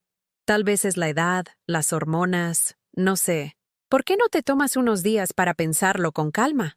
Pero mamá, en serio, necesito una respuesta sobre el préstamo de la casa. La oportunidad del negocio se nos está escapando. La respuesta es no. No voy a hipotecar mi casa para tu negocio. ¿Por qué no? Su voz se volvió más agresiva. ¿Qué estás haciendo tú con esta casa de todos modos? Solo estás aquí encerrada, sintiéndote miserable, esperando a que alguien venga a visitarte. Al menos si nos ayudas, el dinero estaría siendo útil. Es útil manteniéndome con un techo sobre la cabeza. Daniela se acercó, su rostro mostrando esa expresión manipuladora que había perfeccionado desde niña. Mami, por favor, nosotros somos tu familia, lo único que tienes. ¿De verdad nos vas a negar tu ayuda? Después de todo lo que hemos hecho por ti, ¿qué han hecho por mí exactamente? Pregunté, mirándola directamente a los ojos. ¿Cuándo fue la última vez que uno de ustedes me llevó al doctor? ¿O me ayudó con las compras del súper? ¿O simplemente se sentó conmigo a tomar un café sin revisar el celular cada 2 minutos? Ay, ya empezó con su lista de reclamos, murmuró Patricia a Javier, pero lo suficientemente alto para que yo escuchara. Algo dentro de mí se rompió, no con dolor, sino con liberación. Era como si todas las cadenas que me habían tenido atada a la necesidad de ser amada por ellos, finalmente se hubieran oxidado lo suficiente para quebrarse. Quiero que se vayan de mi casa, dije con una calma que me asustó incluso a mí. ¿Qué? Javier parpadeó confundido. Que se vayan. Ahora. Los 3. Mamá, no seas ridícula. Daniela intentó tomar mi mano, pero la retiré. No estoy siendo ridícula. Estoy siendo clara. Quiero que salgan de mi casa y no vuelvan hasta que puedan tratarme con respeto. Esto es el colmo. Patricia tomó su bolsa. Javi, tu mamá está perdiendo la cabeza. Tal vez deberíamos hablar con un doctor sobre su salud mental. Esas palabras hubieran sido el golpe final hace una semana. Me hubieran hecho dudar de mí misma, cuestionarme si realmente estaba perdiendo la razón. Pero ahora, con la carta de Roberto guardada en mi corazón y casi 4 millones de pesos respaldándome, solo me dieron más fuerza. Mi salud mental está perfecta. De hecho, nunca había pensado tan claramente. Ahora, o salen por las buenas, o llamo a la policía y les digo que hay intrusos en mi propiedad. Javier me miró con una mezcla de incredulidad y furia. ¿Nos estás corriendo? ¿A tus propios hijos? Los estoy invitando a retirarse hasta que aprendan que una madre no es una alcancía con patas. Daniela dejó escapar un grito frustrado. ¡Estás loca! ¡Completamente loca! Ya verás lo que pasa cuando estés tirada en el piso de esta casa mugrosa sin nadie que te ayude. A ver a quién llamas entonces. Llamaré a cualquiera menos a ustedes, respondí, caminando hacia la puerta y abriéndola de par en par. Ahora, fuera. Patricia salió primero, murmurando cosas entre dientes sobre viejas desagradecidas. Daniela la siguió, volteando para darme una última mirada de desprecio. Vas a arrepentirte de esto, mamá. Te lo juro. Javier fue el último en salir. Se detuvo en el umbral. Su rostro era una máscara de ira contenida. ¿Sabes qué, mamá? Tienes razón. No hemos sido los mejores hijos, pero tú tampoco has sido la mejor madre. Siempre tan sacrificada, tan mártir, haciéndonos sentir culpables por existir. Tal vez es mejor que nos alejemos un tiempo. Tal vez sí, respondí, y cerré la puerta en su cara. Escuché sus voces afuera, discutiendo, los motores de sus carros encendiéndose, las llantas rechinando contra el pavimento mientras se alejaban. Y entonces, silencio. Me quedé parada en medio de mi sala, temblando, con el corazón latiendo tan fuerte que podía escucharlo en mis oídos. ¿Qué acababa de hacer? Acababa de correr a mis hijos de mi casa, a mi familia, a las personas por las que había sacrificado toda mi vida. Mis piernas cedieron y caí sentada en el sillón. Las lágrimas comenzaron a caer, pero no eran lágrimas de arrepentimiento, eran lágrimas de alivio, de liberación, del peso de años finalmente soltado. Doña Cuca tocó a mi puerta 20 minutos después. Entró sin esperar respuesta, como siempre hacía. Los escuché gritando desde mi casa, Carmen. ¿Estás bien? No lo sé, doña Cuca. Creo que acabo de perder a mi familia. Ella se sentó a mi lado y tomó mi mano con sus dedos arrugados y fuertes. No perdiste nada, mijita. Solo dejaste ir lo que nunca fue tuyo de verdad. La familia que te ama no te hace sentir pequeña. No te usa. No te descarta cuando ya no eres útil. Pero son mis hijos. Fueron tus hijos. Ahora son adultos que tomaron la decisión de tratarte mal. Y tú acabas de tomar la decisión de no permitirlo más. Eso no te hace mala madre. Te hace humana. Nos quedamos sentadas en silencio. Dos mujeres viejas sosteniendo el peso de familias que las habían decepcionado. ¿Sabes qué día es mañana?, preguntó doña Cuca de repente. Miércoles. Es el día que empieza el resto de tu vida. ¿Qué vas a hacer con él? Pensé en la cita con el abogado, en Casa Alma en San Miguel de Allende, en los casi 4 millones de pesos esperándome en el banco. Voy a vivir, doña Cuca. Por primera vez en 64 años. Voy a vivir para mí. Ella sonrió y apretó mi mano. Ya era hora, Carmen. Ya era hora. El miércoles amaneció con un cielo despejado que parecía burlarse de la tormenta que había en mi interior. Me levanté a las 6 como siempre. Pero esta vez no había nietos que cuidar. No había comidas que preparar para hijos ingratos. No había obligaciones que cumplir. Solo yo y el silencio de mi casa, que por primera vez en meses no se sentía pesado, sino liberador. Me preparé con cuidado para la cita con el abogado. Me puse el mismo pantalón de mezclilla y una blusa color durazno que había comprado en una liquidación hace años. Me maquillé ligeramente, algo que había dejado de hacer desde que Roberto murió.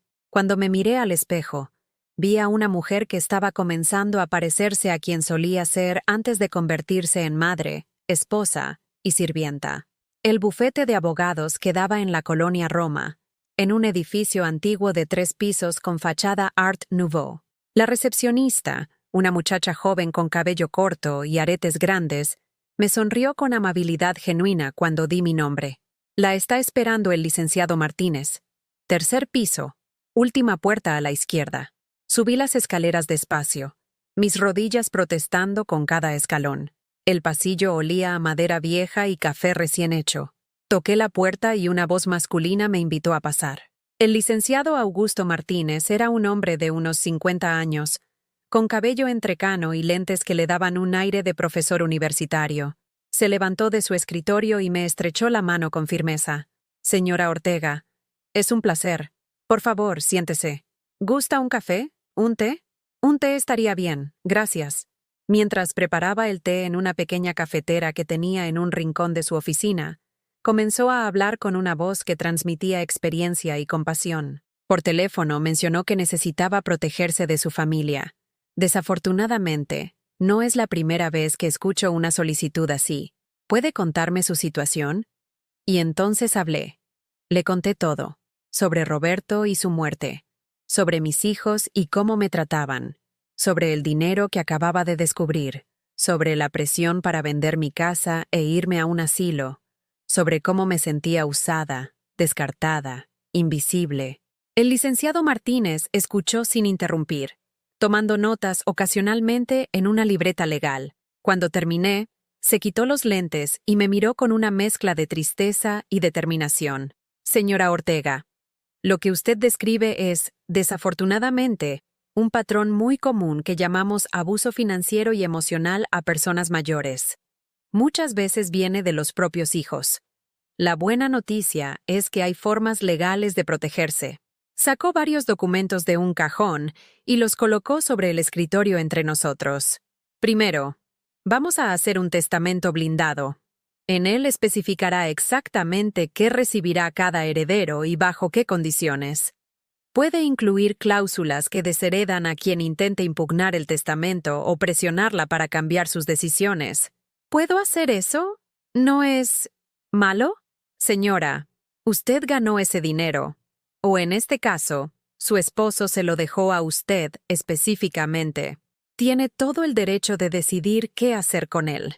Además, podemos crear un fideicomiso que proteja sus bienes de cualquier intento de sus hijos por acceder a ellos mientras usted viva. Continuó explicándome opciones legales que nunca supe que existían. Podía poner mi casa en un fideicomiso irrevocable que me permitiría vivir en ella hasta mi muerte, pero que nadie podría tocar o vender sin mi consentimiento.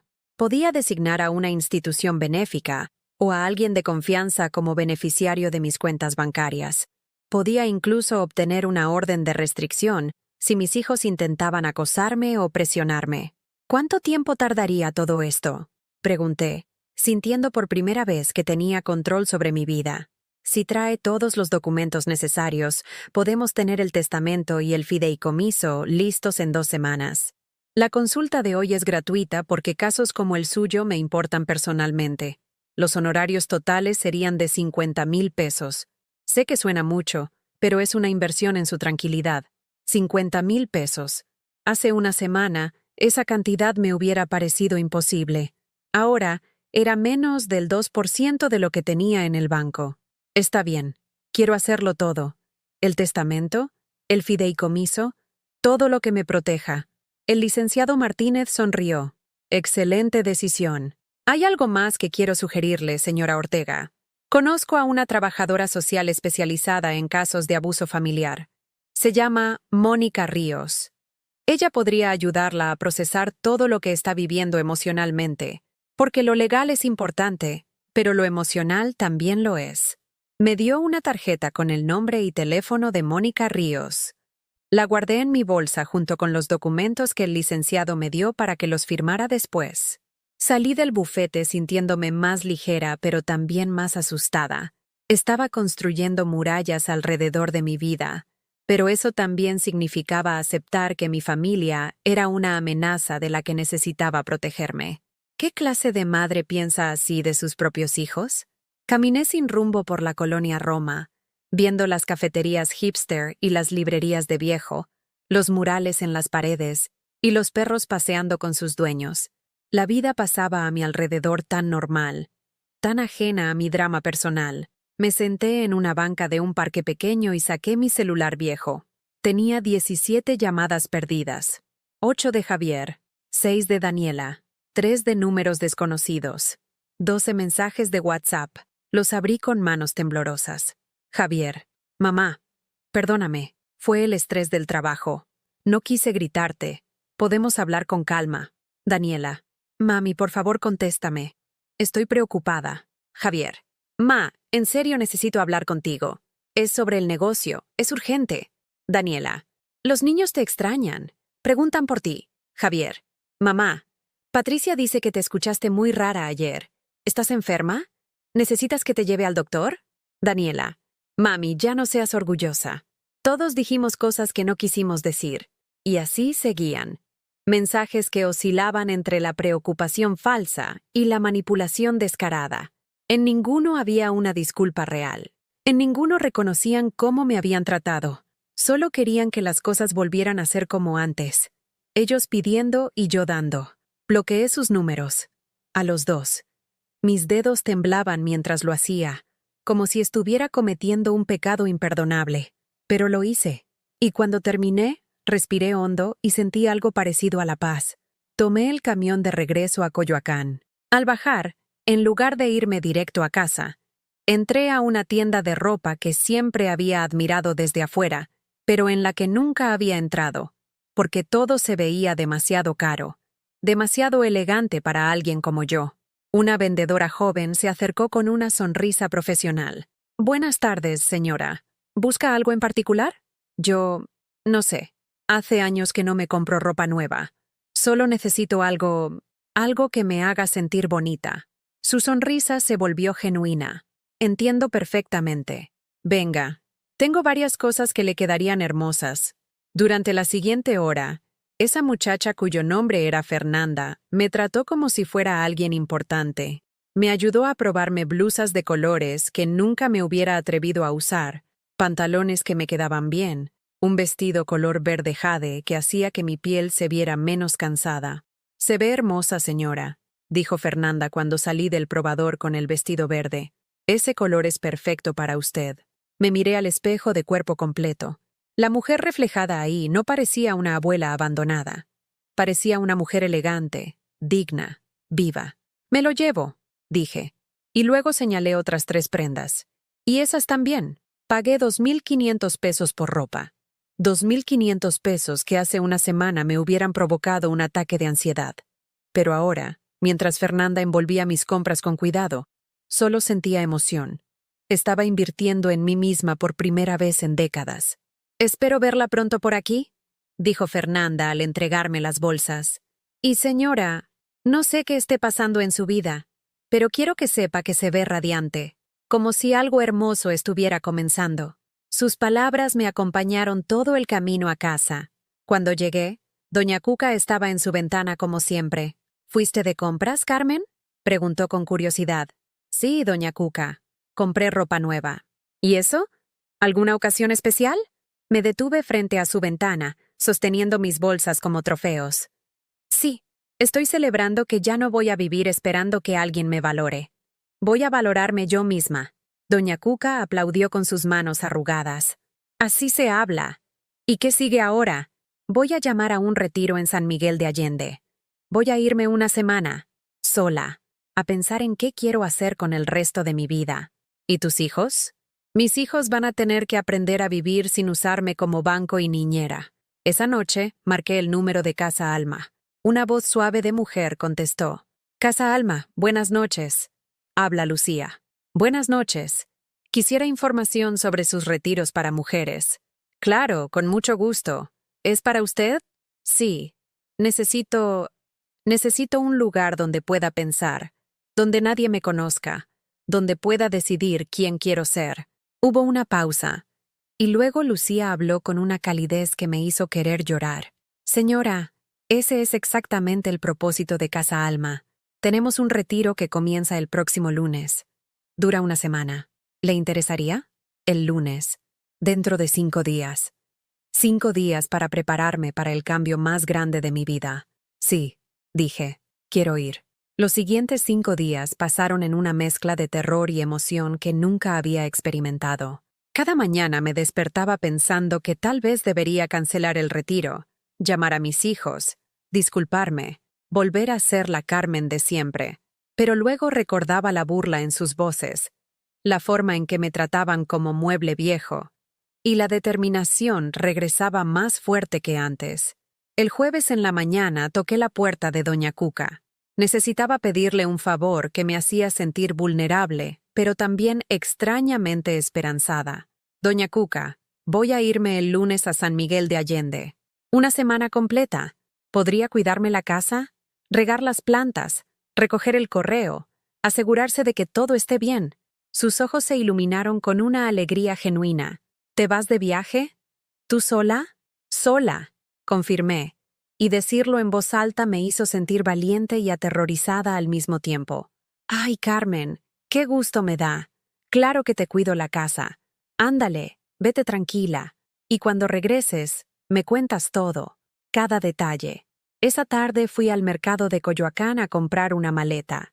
No la grande que usábamos Roberto y yo cuando íbamos a visitar a sus primos en Veracruz. Una pequeña, de rueditas, color vino. La vendedora, una señora mayor como yo, me ayudó a elegir. «¿Para dónde viaja, señora?». «A San Miguel de Allende, a un retiro». «¡Ay, qué bonito! ¿Va con amigas?». «No, voy sola». La mujer me miró con una expresión que no pude descifrar. Luego sonrió. «Mi esposo murió hace 3 años. Los primeros meses pensé que me moría yo también. Mis hijos querían que me fuera a vivir con ellos, pero yo sabía que solo querían controlarme. Un día me compré una maleta, como usted, y me fui a Oaxaca, sola. Fue lo mejor que pude hacer. Regresé siendo otra persona, una persona que ya no tenía miedo de estar consigo misma». Sus palabras me acompañaron mientras caminaba de regreso a casa con mi maleta nueva rodando detrás de mí por las calles empedradas. Otras personas que pasaban me miraban con curiosidad. Una señora mayor con una maleta nueva, caminando con una determinación que probablemente no había mostrado en años. El viernes en la tarde, mientras doblaba la ropa que había comprado y la colocaba cuidadosamente en la maleta, mi teléfono fijo sonó. Lo había vuelto a conectar porque necesitaba que el banco y el abogado pudieran localizarme. Contesté sin pensar. «¿Bueno?». «Mamá, gracias a Dios. Pensé que algo te había pasado». Era Daniela. Su voz sonaba diferente. más suave, más calculada. Estoy bien, Daniela. Mami, necesito hablar contigo, en persona. ¿Puedo pasar mañana? Yo sola, sin Antonio, sin los niños, solo tú y yo, como antes. Como antes, cuando ella era pequeña y me buscaba para que le secara las lágrimas, le curara las rodillas raspadas, le dijera que todo estaría bien, cuando yo era su heroína y no su ATM personal. No sé si sea buena idea, hija. Por favor, mami. Solo media hora. Te prometo que no voy a pedirte nada. Solo quiero verte, asegurarme de que estás bien.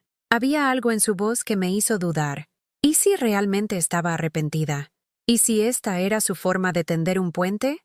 Tal vez era posible reparar lo que estaba roto. Está bien. Mañana a las 3. Gracias, mami. Te amo. Colgó antes de que pudiera responder.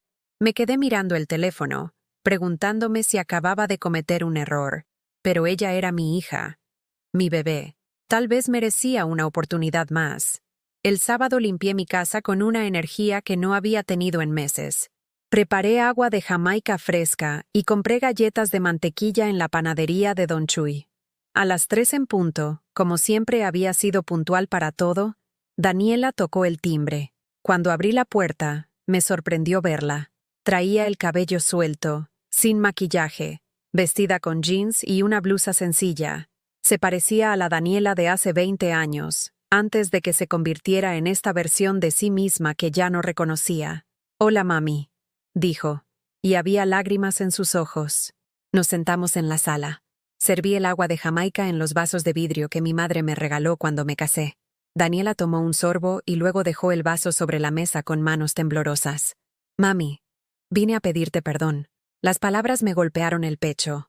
No esperaba escucharlas. No de ella. He estado pensando mucho esta semana, continuó, mirando sus manos en su regazo, sobre cómo te hemos tratado. Javier, Patricia, yo, todos. Y tienes razón. Hemos sido horribles contigo. Daniela. No, déjame terminar. Por favor, necesito decir esto.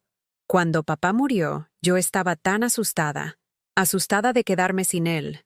Asustada de que tú también te fueras. Asustada de tener que ser adulta de verdad. Y en lugar de acercarme a ti, me alejé. Porque era más fácil pretender que todo estaba bien que enfrentar que mi papá ya no estaba y que mi mamá estaba sufriendo. Las lágrimas comenzaron a rodar por sus mejillas. Yo sentía un nudo en la garganta. Y luego simplemente me acostumbré. Acostumbré a que tú siempre estuvieras ahí. Siempre disponible. Siempre dando. Y dejé de verte como una persona con necesidades propias. Te convertí en una herramienta. En alguien que uso cuando me conviene. Se limpió las lágrimas con el dorso de la mano, como hacía cuando era niña. Ayer, Sebastián me preguntó si era cierto que nosotros íbamos a heredar tu casa cuando tú murieras. Y yo me di cuenta de que mis hijos están aprendiendo a tratarte mal porque yo les estoy enseñando. Les estoy mostrando que las abuelas no importan, que las personas mayores son estorbos, que el amor se mide en herencias y favores. Mi corazón se estaba rompiendo y sanando al mismo tiempo. Ver a mi hija así, vulnerable y honesta, me recordaba a la niña que solía ser. Y lo peor, sollozó, es que cuando me preguntó eso, mi primera reacción no fue defender tu honor, fue pensar en cuánto valdría la casa. El silencio que siguió fue pesado pero necesario. Daniela lloró libremente, y yo la dejé.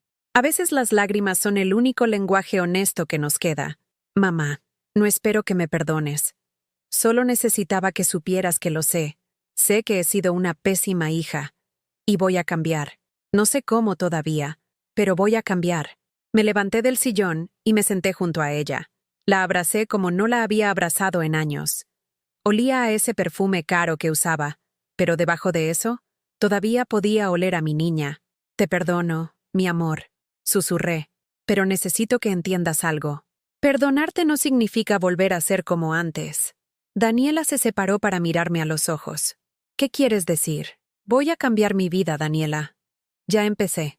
El lunes me voy a un retiro en San Miguel de Allende. Una semana, sola, para pensar en qué quiero hacer con el tiempo que me queda. Un retiro.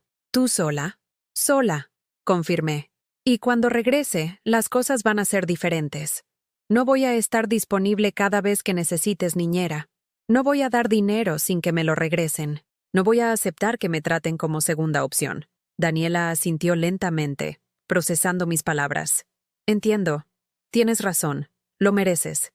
Mereces vivir para ti. Y hay algo más que necesitas saber. Tomé aire profundo. Tu padre me dejó dinero. Bastante dinero. No sabía de él hasta hace una semana. Está en una cuenta a mi nombre y nadie más puede tocarlo. Vi el shock en su rostro. Luego vi algo más. La tentación de preguntar cuánto, de calcular, de pensar en herencias. Pero lo vi luchar contra ese impulso. Y ganar. Me alegra, mami. De verdad, me alegra que papá te haya cuidado así, que te haya protegido incluso de nosotros. Nos quedamos sentadas en silencio, tomadas de la mano. No era un final feliz. No todavía. Pero era un comienzo. Una grieta de luz en años de oscuridad. ¿Puedo preguntarte algo?, dijo Daniela después de un rato. Claro. ¿Por qué nos seguiste amando cuando te tratábamos tan mal? La pregunta me hizo pensar. ¿Por qué? ¿Por costumbre? ¿Por miedo a estar sola? ¿Por la esperanza de que algún día cambiarían? Porque son mis hijos, dije finalmente. Y el amor de una madre no se apaga como un interruptor. Pero el amor tampoco significa convertirse en tapete. Puedo amarlos y aún así exigir respeto. Puedo amarlos y aún así poner límites. Daniela asintió, entendiendo. ¿Puedo venir a verte cuando regreses del retiro? Sin pedir nada.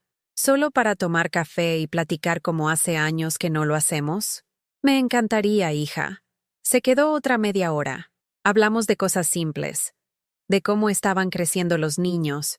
De su trabajo como administradora en una empresa de publicidad. De los problemas que estaba teniendo con Antonio. Por primera vez en años, me habló como a una madre, no como a una empleada. Cuando se fue, me besó la mejilla con ternura. Disfruta tu viaje, mami. Creo que es lo mejor que puedes hacer por ti. Y por nosotros. La vi alejarse en su coche, y sentí algo que no había sentido respecto a mis hijos en mucho tiempo. Esperanza. Tal vez no todo estaba perdido. Tal vez había una oportunidad de reconstruir, no la relación que teníamos, sino una nueva. Una basada en respeto mutuo, en lugar de sacrificio unilateral. Pero también sabía que esa reconstrucción solo sería posible si yo me mantenía firme. Si no volvía a ceder por miedo a perderlos. Porque la verdad era que ya los había perdido hace tiempo. Lo único que podía hacer ahora era encontrarme a mí misma. El domingo lo dediqué a preparar todo para mi partida. Dejé instrucciones escritas para doña Cuca. Pagué los servicios del mes adelantado. Guardé los documentos importantes en una caja de seguridad que había comprado. Esa noche, me acosté temprano con mi maleta lista junto a la puerta. Mañana tomaría el autobús a San Miguel de Allende. Mañana comenzaría el viaje más importante de mi vida. No uno a través de México, sino uno a través de mí misma.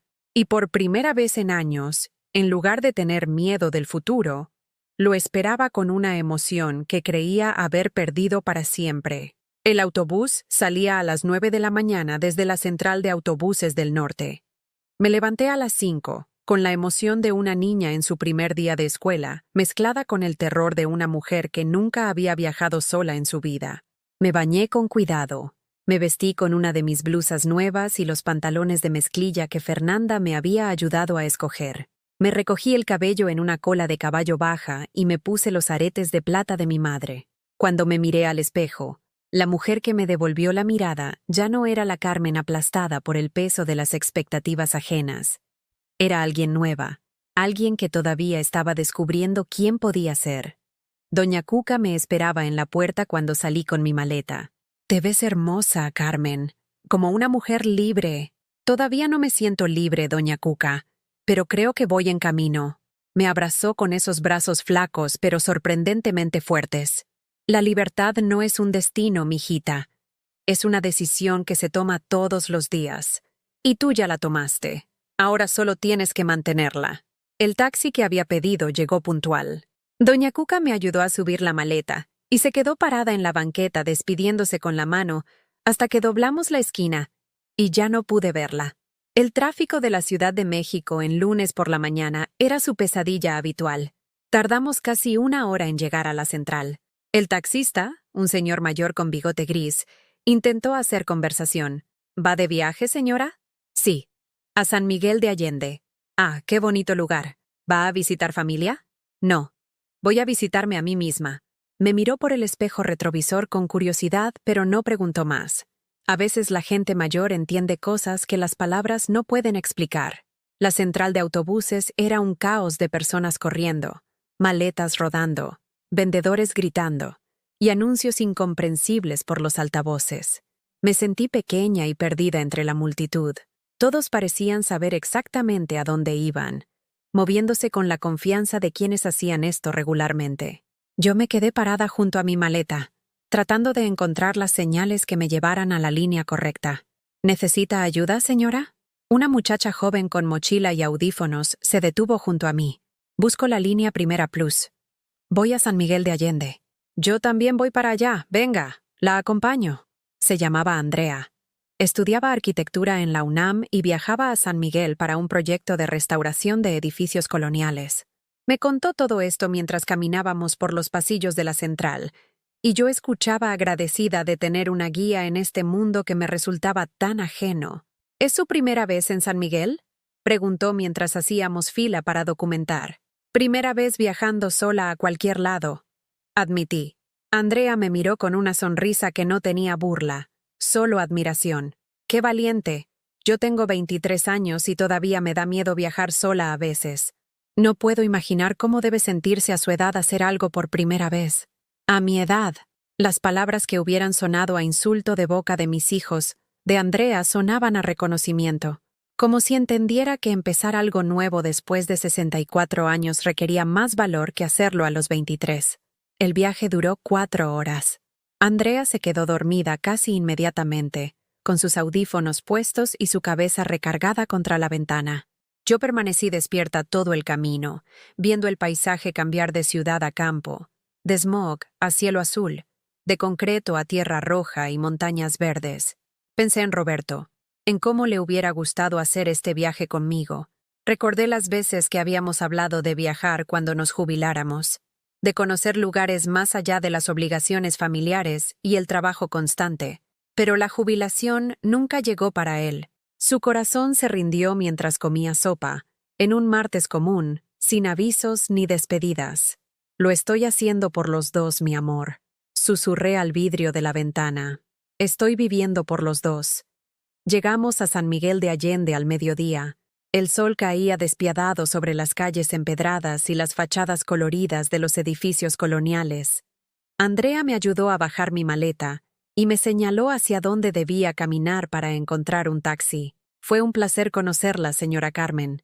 Disfrute su viaje. Y recuerde, nunca es tarde para empezar algo nuevo. El taxi me llevó por calles estrechas, llenas de turistas con cámaras, artesanos vendiendo sus obras, restaurantes con terrazas llenas de gente bebiendo y riendo. Todo se veía tan vivo, tan colorido, tan diferente a mi vida gris en Coyoacán. Casa Alma estaba en las afueras del centro histórico, en una calle tranquila bordeada de jacarandas. Era una casa colonial grande, pintada de amarillo claro con ventanas azul turquesa y un portón de madera tallada. Un letrero discreto junto a la puerta decía simplemente, Casa Alma, espacio de transformación. Toqué el timbre y casi inmediatamente la puerta se abrió. Una mujer de unos 45 años, con cabello largo trenzado y vestida con ropa sencilla de algodón, me recibió con una sonrisa que llegaba hasta sus ojos. ¿Carmen Ortega? Sí, soy yo. Bienvenida. Soy Lucía, la coordinadora de Casa Alma. Pasa, por favor. Déjame ayudarte con tu maleta. El interior era un oasis de paz. Un patio central con una fuente de cantera rosa rodeada de plantas y flores. Alrededor del patio, habitaciones con puertas pintadas de diferentes colores. El aire olía a lavanda y sándalo. Había música suave sonando desde algún lugar que no podía identificar, algo instrumental y tranquilizador. Te voy a mostrar tu habitación y luego hacemos un recorrido por la casa, dijo Lucía, guiándome hacia una puerta color verde menta. Esta semana hay 5 mujeres más contigo. Todas vienen de situaciones diferentes, pero con la misma necesidad: reconectar consigo mismas. Abrió la puerta y entré a un espacio sencillo pero hermoso. Una cama con sábanas blancas y una colcha tejida a mano en tonos azules y verdes. Un pequeño escritorio de madera junto a la ventana, un armario antiguo, y sobre la cómoda, un jarrón con flores frescas y una tarjeta que decía: «Bienvenida a tu santuario, Carmen». Me senté en la cama y sentí cómo algo dentro de mí se aflojaba. Las lágrimas comenzaron a caer sin permiso, silenciosas y liberadoras. Lucía se sentó junto a mí y simplemente puso su mano sobre la mía. No me preguntó por qué lloraba. No intentó consolarme con palabras vacías. Solo estuvo ahí, presente, permitiéndome sentir todo lo que había estado guardando. «Llora todo lo que necesites», dijo suavemente. «Aquí es seguro. Aquí no tienes que ser fuerte para nadie». Y lloré. Lloré por Roberto, por los años que nos robaron, por mis hijos y la relación rota que tal vez nunca sanaría completamente, por mí misma y todo el tiempo perdido siendo quien otros necesitaban que fuera. Lloré hasta quedar exhausta, hasta que las lágrimas se agotaron, y lo único que quedó fue un cansancio profundo y limpio. «¿Mejor?», preguntó Lucía cuando finalmente pude respirar con normalidad. «Mejor», confirmé, sorprendida de que fuera verdad. «Descansa un poco. A las 3 tenemos la primera reunión con todas las mujeres. Es informal, solo para conocernos. Y a las 5 hay una clase de yoga suave si te animas. Pero no hay presión. Aquí cada quien va a su ritmo». Cuando Lucía se fue, me acosté en la cama. A través de la ventana podía ver las ramas de un árbol moviéndose con la brisa. En algún lugar cercano se escuchaba el canto de un pájaro. Y por primera vez en 18 meses, en un lugar donde nadie me conocía y nadie esperaba nada de mí, me quedé dormida sin pesadillas. Desperté 2 horas después, con el sol de la tarde entrando por la ventana. Me sentía descansada de una manera que no recordaba haber sentido en años. Me lavé la cara, me cepillé el cabello y caminé hacia el patio central donde Lucía me había dicho que sería la reunión. Había 5 mujeres más sentadas en un círculo de sillas de mimbre, todas de diferentes edades y obviamente de diferentes historias. Lucía me hizo señas para que me sentara en la única silla vacía. «Ahora que estamos todas, podemos comenzar. Bienvenidas a Casa Alma. Esta semana no es sobre arreglar lo que está roto. Es sobre recordar que nunca estuvimos rotas, solo perdidas. Y aquí nos encontramos. Una por una, las mujeres comenzaron a compartir sus historias. Había una mujer de 50 años llamada Beatriz, cuyo esposo la había abandonado por una mujer más joven y se había llevado todo el dinero. Había una muchacha de 32 llamada Sofía, que acababa de salir de una relación abusiva de 10 años. Había una señora de 70 llamada Mercedes, cuyos hijos la habían desplazado después de que vendió su negocio. Cuando llegó mi turno, respiré hondo. Me llamo Carmen. Tengo 64 años. Mi esposo murió hace año y medio. Mis hijos me trataban como un cajero automático con piernas. Hace 2 semanas descubrí que mi esposo me dejó dinero que no sabía que existía. Y la semana pasada corrí a mis hijos de mi casa porque me exigieron que la vendiera para sus negocios. Las mujeres asintieron. Nadie se sorprendió. Nadie me juzgó. Solo entendieron. Estoy aquí porque no sé quién soy sin ser la esposa de alguien o la madre de alguien, y tengo miedo de que ya sea muy tarde para averiguarlo. Lucía me miró con esa comprensión profunda que solo viene de haber caminado caminos similares. Carmen, nunca es tarde. Y esta semana, juntas, vamos a descubrir quién eres cuando nadie está mirando, cuando no tienes que cumplir expectativas, cuando solo tienes que ser tú. Y en ese círculo de mujeres rotas pero no derrotadas, entre las paredes amarillas de Casa Alma y bajo el cielo azul de San Miguel de Allende, sentí que por fin había llegado a casa, no a un lugar, sino a mí misma. Los primeros 3 días en Casa Alma fueron como despertar de un sueño de décadas. Cada mañana comenzaba con el sonido de la fuente en el patio central, un murmullo constante que se mezclaba con el canto de los pájaros y el olor a café recién hecho que subía desde la cocina comunitaria. No había alarmas, no había obligaciones, no había nadie pidiéndome nada. El martes en la mañana, Lucía nos guió en una actividad que llamó el inventario del alma. Nos sentamos en el jardín, cada una con una libreta en blanco, y ella nos pidió que escribiéramos 3 listas: cosas que hice por otros, cosas que otros hicieron por mí, y cosas que hice por mí misma. Mi primera lista llenó 4 páginas.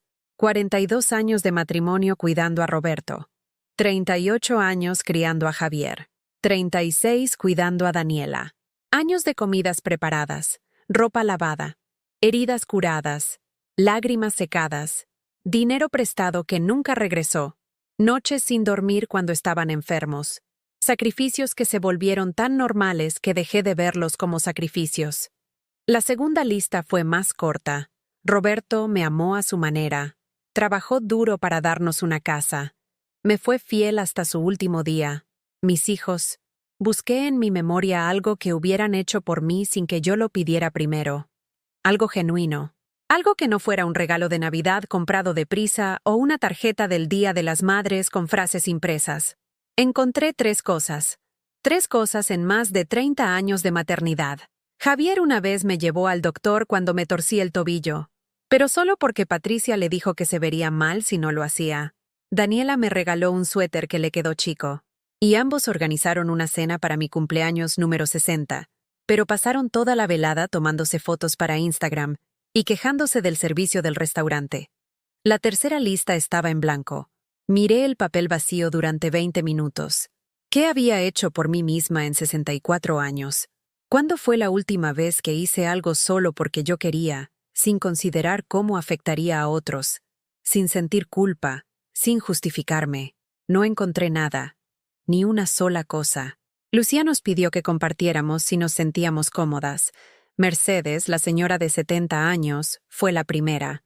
Mi tercera lista también está vacía. 70 años en este planeta, y nunca, ni una sola vez, hice algo solo para mí. Incluso cuando comía mi postre favorito, lo hacía pensando en que debería compartirlo, o que me iba a engordar, y mi esposo no me encontraría atractiva. Beatriz, la de 50, asintió con lágrimas en los ojos. Yo dejé mi carrera porque mi esposo dijo que los niños me necesitaban en casa. Dejé a mis amigas porque le daban celos. Dejé mis pasatiempos porque eran egoístas. Y cuando me dejó, me dijo que me había vuelto aburrida. Me volví aburrida convirtiéndome en lo que él quería que fuera. Una por una, todas compartimos nuestras listas vacías. 6 mujeres de diferentes edades, diferentes vidas, diferentes historias, pero todas con la misma tercera página en blanco. Esto es lo que hacemos esta semana, dijo Lucía. Comenzamos a llenar esa tercera lista. Y entienden algo fundamental. Cuidarse a sí mismas no es egoísmo. Es supervivencia. No pueden dar desde un pozo vacío. Y ustedes, mis hermanas, han estado vacías durante demasiado tiempo. Esa tarde tuvimos un taller de pintura. Yo nunca había tocado un pincel en mi vida, excepto para pintar paredes. Pero ahí estaba, sentada frente a un lienzo en blanco con pinturas acrílicas de todos los colores imaginables. No piensen, nos instruyó Clara, la maestra de arte que Lucía había invitado. Solo sientan, dejen que sus manos se muevan. No hay manera incorrecta de hacer esto. Al principio mi pincel se movía tímidamente. Líneas delgadas y dudosas. Colores apagados. Formas pequeñas confinadas a las esquinas del lienzo. Tenía miedo de ocupar demasiado espacio, de usar demasiado color, de hacer algo mal. Carmen, dijo Clara suavemente detrás de mí, ¿por qué tu arte está escondido en las orillas? El lienzo entero es tuyo. Úsalo todo. Sus palabras hicieron algo en mi interior. Tomé el pincel, lo hundí en pintura roja brillante y pinté una línea gruesa atravesando todo el centro del lienzo. Luego amarillo, luego azul, colores vibrantes llenando cada centímetro. Ya no me importaba si se veía bien, solo importaba que me hacía sentir viva. Al final, mi pintura era un caos de colores. No representaba nada reconocible. Pero cuando la miré terminada, Supe exactamente qué era. Era yo gritando. Era 64 años de silencio explotando en color. «Es hermosa», dijo Sofía, la muchacha joven, mirando mi obra. «Es como un grito feliz». Tenía razón. Era exactamente eso. El miércoles por la mañana, Lucía nos llevó a caminar por las montañas que rodeaban San Miguel. Era una caminata suave, perfecta para mis rodillas viejas, pero suficientemente larga para que sintiéramos el esfuerzo. Mientras caminábamos, ella nos habló sobre el concepto de dejar ir. Dejar ir no significa olvidar, explicó mientras subíamos por un sendero bordeado de nopales y magueyes. Significa soltar el peso de las expectativas que nunca se cumplieron, soltar la fantasía de cómo debió haber sido y aceptar cómo fue, soltar la versión de ti misma que construiste para complacer a otros. Llegamos a un mirador donde podíamos ver todo el valle. San Miguel se veía pequeño y lejano, sus iglesias y campanarios como piezas de un rompecabezas. Lucía nos dio a cada una piedra. Esta piedra representa algo que necesitan dejar ir. Puede ser una persona, una relación, una versión de ustedes mismas, una expectativa. Lo que sea, tómenla en sus manos, sientan su peso, y cuando estén listas, láncenla al valle. Mercedes fue la primera. Lanzó su piedra con un grito que pareció salir desde sus entrañas. «Mi necesidad de ser perfecta», gritó. Y todas la aplaudimos mientras la piedra caía hacia el vacío. Una por una, las mujeres lanzaron sus piedras y sus gritos. Relaciones tóxicas, matrimonios muertos, expectativas imposibles, años de abuso y negligencia. Cuando llegó mi turno, sostuve la piedra en mi mano. Era más pesada de lo que parecía, gris y áspera. La apreté hasta que me dolió la palma. «¿Qué estás dejando ir, Carmen?», preguntó Lucía suavemente. «Estoy dejando ir a la Carmen que creía que el amor se gana con sacrificio», dije, sorprendida por la claridad de mis propias palabras. «Estoy dejando ir a la madre que pensaba que nunca podía decir que no. Estoy dejando ir la culpa por querer ser feliz». Lancé la piedra con todas mis fuerzas. La vi volar por el aire, girar, caer, y cuando finalmente desapareció entre los arbustos del valle, sentí que algo se desprendía de mi pecho. Una opresión que había cargado durante tanto tiempo que había olvidado cómo se sentía respirar sin ella. Las 6 nos quedamos paradas en ese mirador, abrazándonos, llorando, riendo. Mujeres que habían sido extrañas hace 3 días ahora éramos hermanas en supervivencia. Esa noche, durante la cena comunitaria que todas preparamos juntas, mi teléfono vibró. Lo había dejado en mi habitación todo el día, siguiendo la sugerencia de Lucía de desconectarnos del mundo exterior. Pero en la noche, por curiosidad, lo revisé. Tenía 28 llamadas perdidas, 15 de un número que no reconocía, 13 de Javier. Los mensajes de WhatsApp se habían multiplicado como virus. Javier: «Mamá, necesito hablar contigo urgente». Javier: «En serio, contéstame. Es importante». Javier: «Patricia dice que hablaste con un abogado. ¿Es cierto?». Y ahí estaba. Patricia había descubierto algo. Probablemente había visto al licenciado Martínez, o alguien les había contado que yo había estado en el banco. El secreto que había estado guardando estaba comenzando a filtrarse. Había más mensajes, cada uno más desesperado que el anterior. Javier: «Mamá, estás cometiendo un error. Necesitamos hablar de tu situación financiera. Por tu propio bien». El número desconocido resultó ser del novio de una prima lejana que trabajaba en el banco. Javier lo había contactado para que investigara mis movimientos financieros. El mensaje del primo era apologético pero claro. Le había dicho a Javier que yo tenía una cuenta con fondos significativos. Mi primera reacción fue pánico. Querían mi dinero. Iban a presionarme, manipularme. Probablemente hasta amenazarme legalmente si podían. La vieja Carmen hubiera comenzado a temblar. Hubiera llamado inmediatamente para apaciguar, para explicar, para justificarse. Pero la Carmen que había lanzado una piedra al valle esa mañana simplemente apagó el teléfono. Regresé al comedor donde las otras mujeres estaban jugando cartas y tomando té de manzanilla. Me senté con ellas y Sofía me repartió una mano. «¿Todo bien?», preguntó Mercedes, leyendo algo en mi expresión. Mis hijos descubrieron que tengo dinero. Están intentando contactarme. ¿Vas a contestarles? Preguntó Beatriz. Miré mi mano de cartas. Un as, una reina, un 10. Una buena mano si sabía jugarla correctamente. No, respondí. No hasta que yo esté lista. No hasta que sepa exactamente qué voy a decirles y qué límites voy a establecer. Y definitivamente no hasta que termine esta semana y recuerde quién soy sin ellos. Lucía, que había estado escuchando desde la cocina, asomó la cabeza con una sonrisa. Esa, Carmen, es la respuesta de una mujer que finalmente se está eligiendo a sí misma.